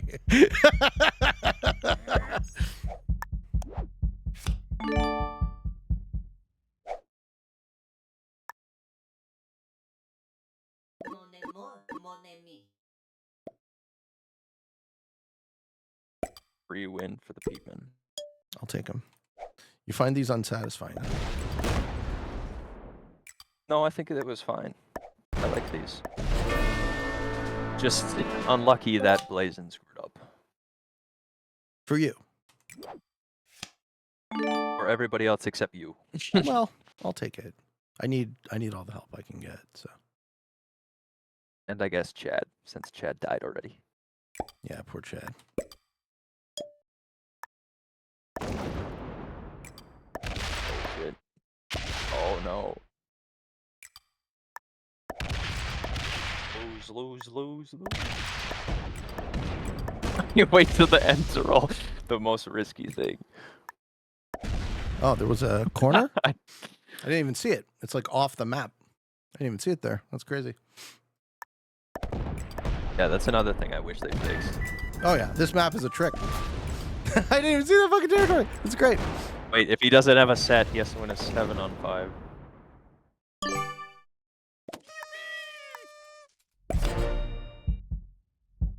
Oh! He's got a set. 7-on-5 is a high odds roll though, right? But there's a chance. Oh, never mind. Hey, thank you, Chad. Well, GG's, boys. You say you don't think you're a top 20 player? Chad says, now that I'm out of the game, I tend to agree with Noob regarding the Saber rankings. I don't feel myself to be a top 20 player in the world. My rankings are carried by great performance in a certain tournament. Yeah, and, more data. That's my answer, right? You can't both criticize having a small sample size of data and then argue that the Saber rankings reward people who play a lot, right? Both of those two things are actually inconsistent with each other. But I would be very interested to figure out the truth, right? That's the only thing that really interests me, is figuring out what is actually true. If it is even possible to know. All right, last question I wanted to ask you here. You say boredom. What did you want to say about boredom? I get bored very easily. Okay. And I was one wondering if you had the same issue ever. No. Definitely not. Okay. Well, I mean, I can expound. So the key reason I don't get bored ever anymore is I'm hyper aware of good game, guys. I'm hyper aware of my own mortality. And, you know, do I expect to live to be 82? If I do, let's say I'm middle-aged. So I was aware of this when I was younger, but the trend has accelerated in the last, say, 5 years to the point where every day feels like not even close to enough. And if I am, quote, wasting time, that's on me. And I should remind myself of how precious it is and how limited it is. So the ever-increasing sense that I'm running out of time is one of my primary motivators. You know, if I want to achieve whatever I want to achieve in this life, I'm actively running out of time to do it. So my time is the most precious thing to me. And why would I? Sounds like you are motivated by the fact that you have a limited amount of time. Very much so. Yeah. Why would I ever put myself in a situation where I am wasting it, ideally, right? A lot of that is in air quotes, of course, because we can't really avoid things that waste our time, you know. So it must be because I'm lazy that I'm bored all the time. Well, it's funny you say that because I don't mean to condescend to you, and I don't mean to condescend to people when I use the word lazy. But I think that is what we are getting at, you know. I think you choose maybe a better way or a more diplomatic way to put it would be you choose the downtime. You choose to be bored. And that's fine. But let that rest on your shoulders. Say I am choosing to be idle right now. And if I feel bored and I don't like that I'm bored, then I'm experiencing ambivalence, right? I'm experiencing an internal conflict where I want to opposing things at the same time. And then we kick the ball back to you and we say, what do you choose? Right. Right. What else? What is the last thing you would like to say to the people? Thanks for having me on the show. You're welcome. Subscribe to the Kill Pete Strategy on Twitch and on YouTube. Thank you. It's free on YouTube, by the way. You can always unsubscribe later. Nope, never. Stay around. Stick around. Watch the show. Thanks for asking. I'm open to other people asking me. I do like doing this a lot. I don't feel like it's a waste of time on that final note. But yeah, interesting. I definitely learned a conversation. thing or two. So thank you. Did you? Yep. That's too much. Not about risk. No. But about life. Sure. I love that. It's an honor, right? Actually, I learned that blazing sucks. Yeah, Blazing, you suck. We knew that already. All right. Thank you, man. Enjoy the rest of your day. All right. Thanks. Bye-bye. Be well. All right, folks. That was 3 hours on the clock. Thanks to Noob 2.0. Check him out on YouTube as well. I'll put the link in the Twitch chat. But it's Noob 2.0, O spelled O-H. Go to YouTube. Give him a follow. And yeah, what else can I tell you guys? I love you. Thank you for watching. I know that this type of show isn't everybody's cup of tea, but I thoroughly enjoy making them. And I think the folks who do like them a lot. So I'm going to try and stick to a once a month schedule. And yeah, I love you folks. Thank you for watching. I hope you enjoyed. Until next time, for all of you on the path to world domination, good games and good luck.